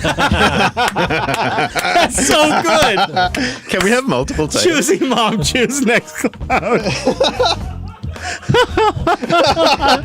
I'm dying. That's so good. Oh man, we need like runners up in the show notes. That's so good. The Nix Fest, the Next Love. A version of the RSS feed where it rotates through like the top 30 Yes. titles every time you refresh the feed. Yeah. You know, that is possible. It's in the realm of possibility, right? LinuxFest North Jeff, Hot Linux Talk, Brent the Party Animal. What? Yeah, that's true. There was supposed to be no... Do you ever get the sense that Brent can just fucking party, but he just doesn't? But you get the sense he could just fucking I think party. it's sort of a Vulcan type thing. Yeah. You know? He's learned that if he lets it loose, like it's hard to get back It's under the control. Ponfar, dude. Yeah. Shit's gonna go down. That's right. Watch out. He could fucking party. You know, we've heard stories from Berlin, but I don't think we've heard all the stories. It's the ladies that end up contacting me, like, I just trying to get a hold of Brent. We had a special night. He won't return my text messages. Can you get me in touch? Like, I got to deal with this crap He all the set time. up my Nextcloud server, and I don't know what to do.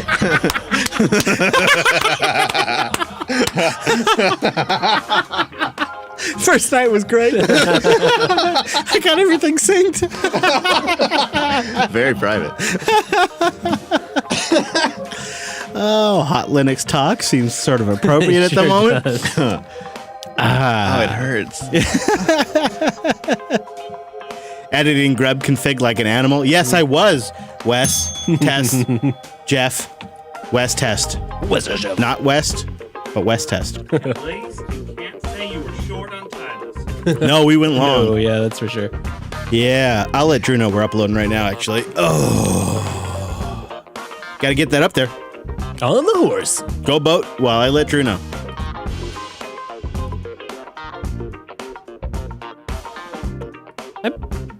Who paid the ICANN fee for .horse? I don't know, but I appreciate them. Yeah.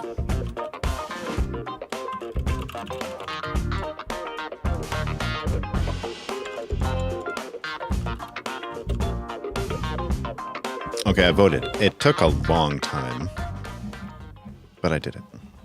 Now, are you saying that's because our Synapse server's having issues or because you had to choose? I'm saying there are so many great titles, I didn't feel like divulging my preferences over any one particular Can I person. just check? Even if it isn't our title, can I just relay to Coding Cowboy how good Choosy Moms Choose Nextcloud is? That's so funny. That's so funny. If this entire show is about Nextcloud, that would 100% be our title. We gotta save that. We should absolutely save that. That is so funny. Choosing Moms Choose Nextcloud. Gets me every time. Also, Jif is the best peanut butter. Jeff? No, Jif. Not Jeff. Jif. Stand down, Jeff. Choosy Moms. Jif peanut butter. J-I-F. Does Jeff say GIFs or GIFs? Or Jeffs. How about LinuxFest Northwest? This is a winner. I think it... Okay, so LinuxFest Northwest versus... Brent Sneaks a Peek.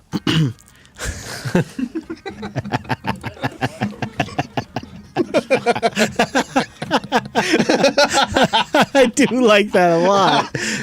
Okay. All right, that's better than Money Can't Buy This. So it's... what was it?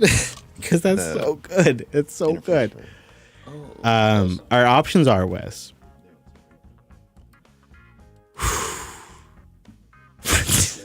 So good. It's so By the way, just to interrupt you, do you have the contact data of Florian, the guy from Switzerland that was at the meeting? Do we need to contact him? No, why? No, but do you have the contact data of him so I could contact him? Contact info. You know, could you post me that on Element in a private message? Okay. It will be blank because I don't think that we have any information, unfortunately. But maybe perhaps Florian is listening, or Florian, if you're listening. Florian. Yeah. And you don't know the nickname of his elements Likely on Matrix. Florian something. I felt like Florian was the nickname. But... Florian. Nah. No. You looked? I didn't find Florian. Okay. Flo. Flo, if you're out there. Flo. I just want to do a quick little review of our Brent titles we've got in the past. You just looked at the Brent titles. Well, not for now, but just like in the past, just to set the, in case we choose it. Oh, you don't want to use our past Brent titles. We had Brent's Betrayal. Yeah. We had Brent's Bug Battle. Yeah. Brent's Secret Emails. Berlin with Brent. Oh, yeah. And Framing Brent. Half of those I wasn't in country, or even on the same continent. So what's our current Brent contender? What is it? Brent Sneaks a Peek. It's on topic, I think. It's so funny. It's so good. All right, so it's Brent Sneaks a Peek versus LinuxFest Northwest. I think North Jeff, I thought. Well, according to the Mumble Room, it's our Matrix Room. It's Northwest. Yeah, they don't know what they're doing. North Jeff. That's voted inside here. Oh, okay. North Jeff it is. All right, so it is Brent Sneaks a Peek or LinuxFest North Jeff. It's off the rails, guys. Best titles ever. Best titles for sure. After this, we're switching back to just numbers. Yeah. This is it. We've jumped the shark. Do you have a preference? Are you asking me? I'm asking Wes, but yes, I'm asking you. You got one. Only because we had a Brent title pretty recently. Okay. 527 because of the framework, right? So I feel like the Jeff title should probably win. It's so funny. All right, LinuxFest North Jeff it is. It's so nonsensical. It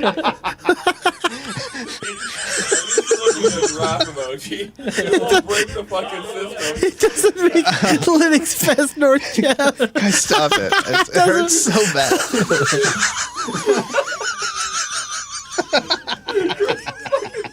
You're just dying leaning on the microphone. That's how he's gonna die. You know that. It is true.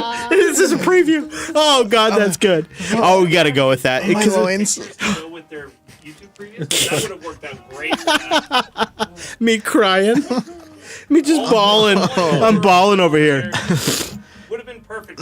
I had this whole sentimental title about how money can't buy, like how awesome you guys are, but no, we're gonna go with this instead. This is way better. I really wish we had like this overhang camera right here where we could just take perfect shots of all of your reactions in one Ooh, I'm warm now. And then we could just use that for the YouTube title. Multiple body parts hurt. Yeah, I got multiple body parts. Definitely hurt.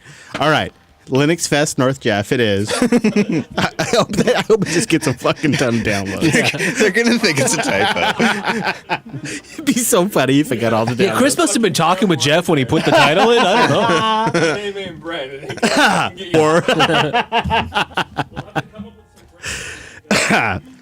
Minimac and Jeff up there in the memo room. Thank you for hanging out with us. You guys survived. It was way too long. Wow. Thank you very much. Yeah, take one on me, and one day we see us. One day. Yes, absolutely. I feel like he's looking right at me. Okay. Have a good party. Enjoy your time. All right. Thank you, sir. Thank you. Thank you. You're here in spirit. Bye-bye.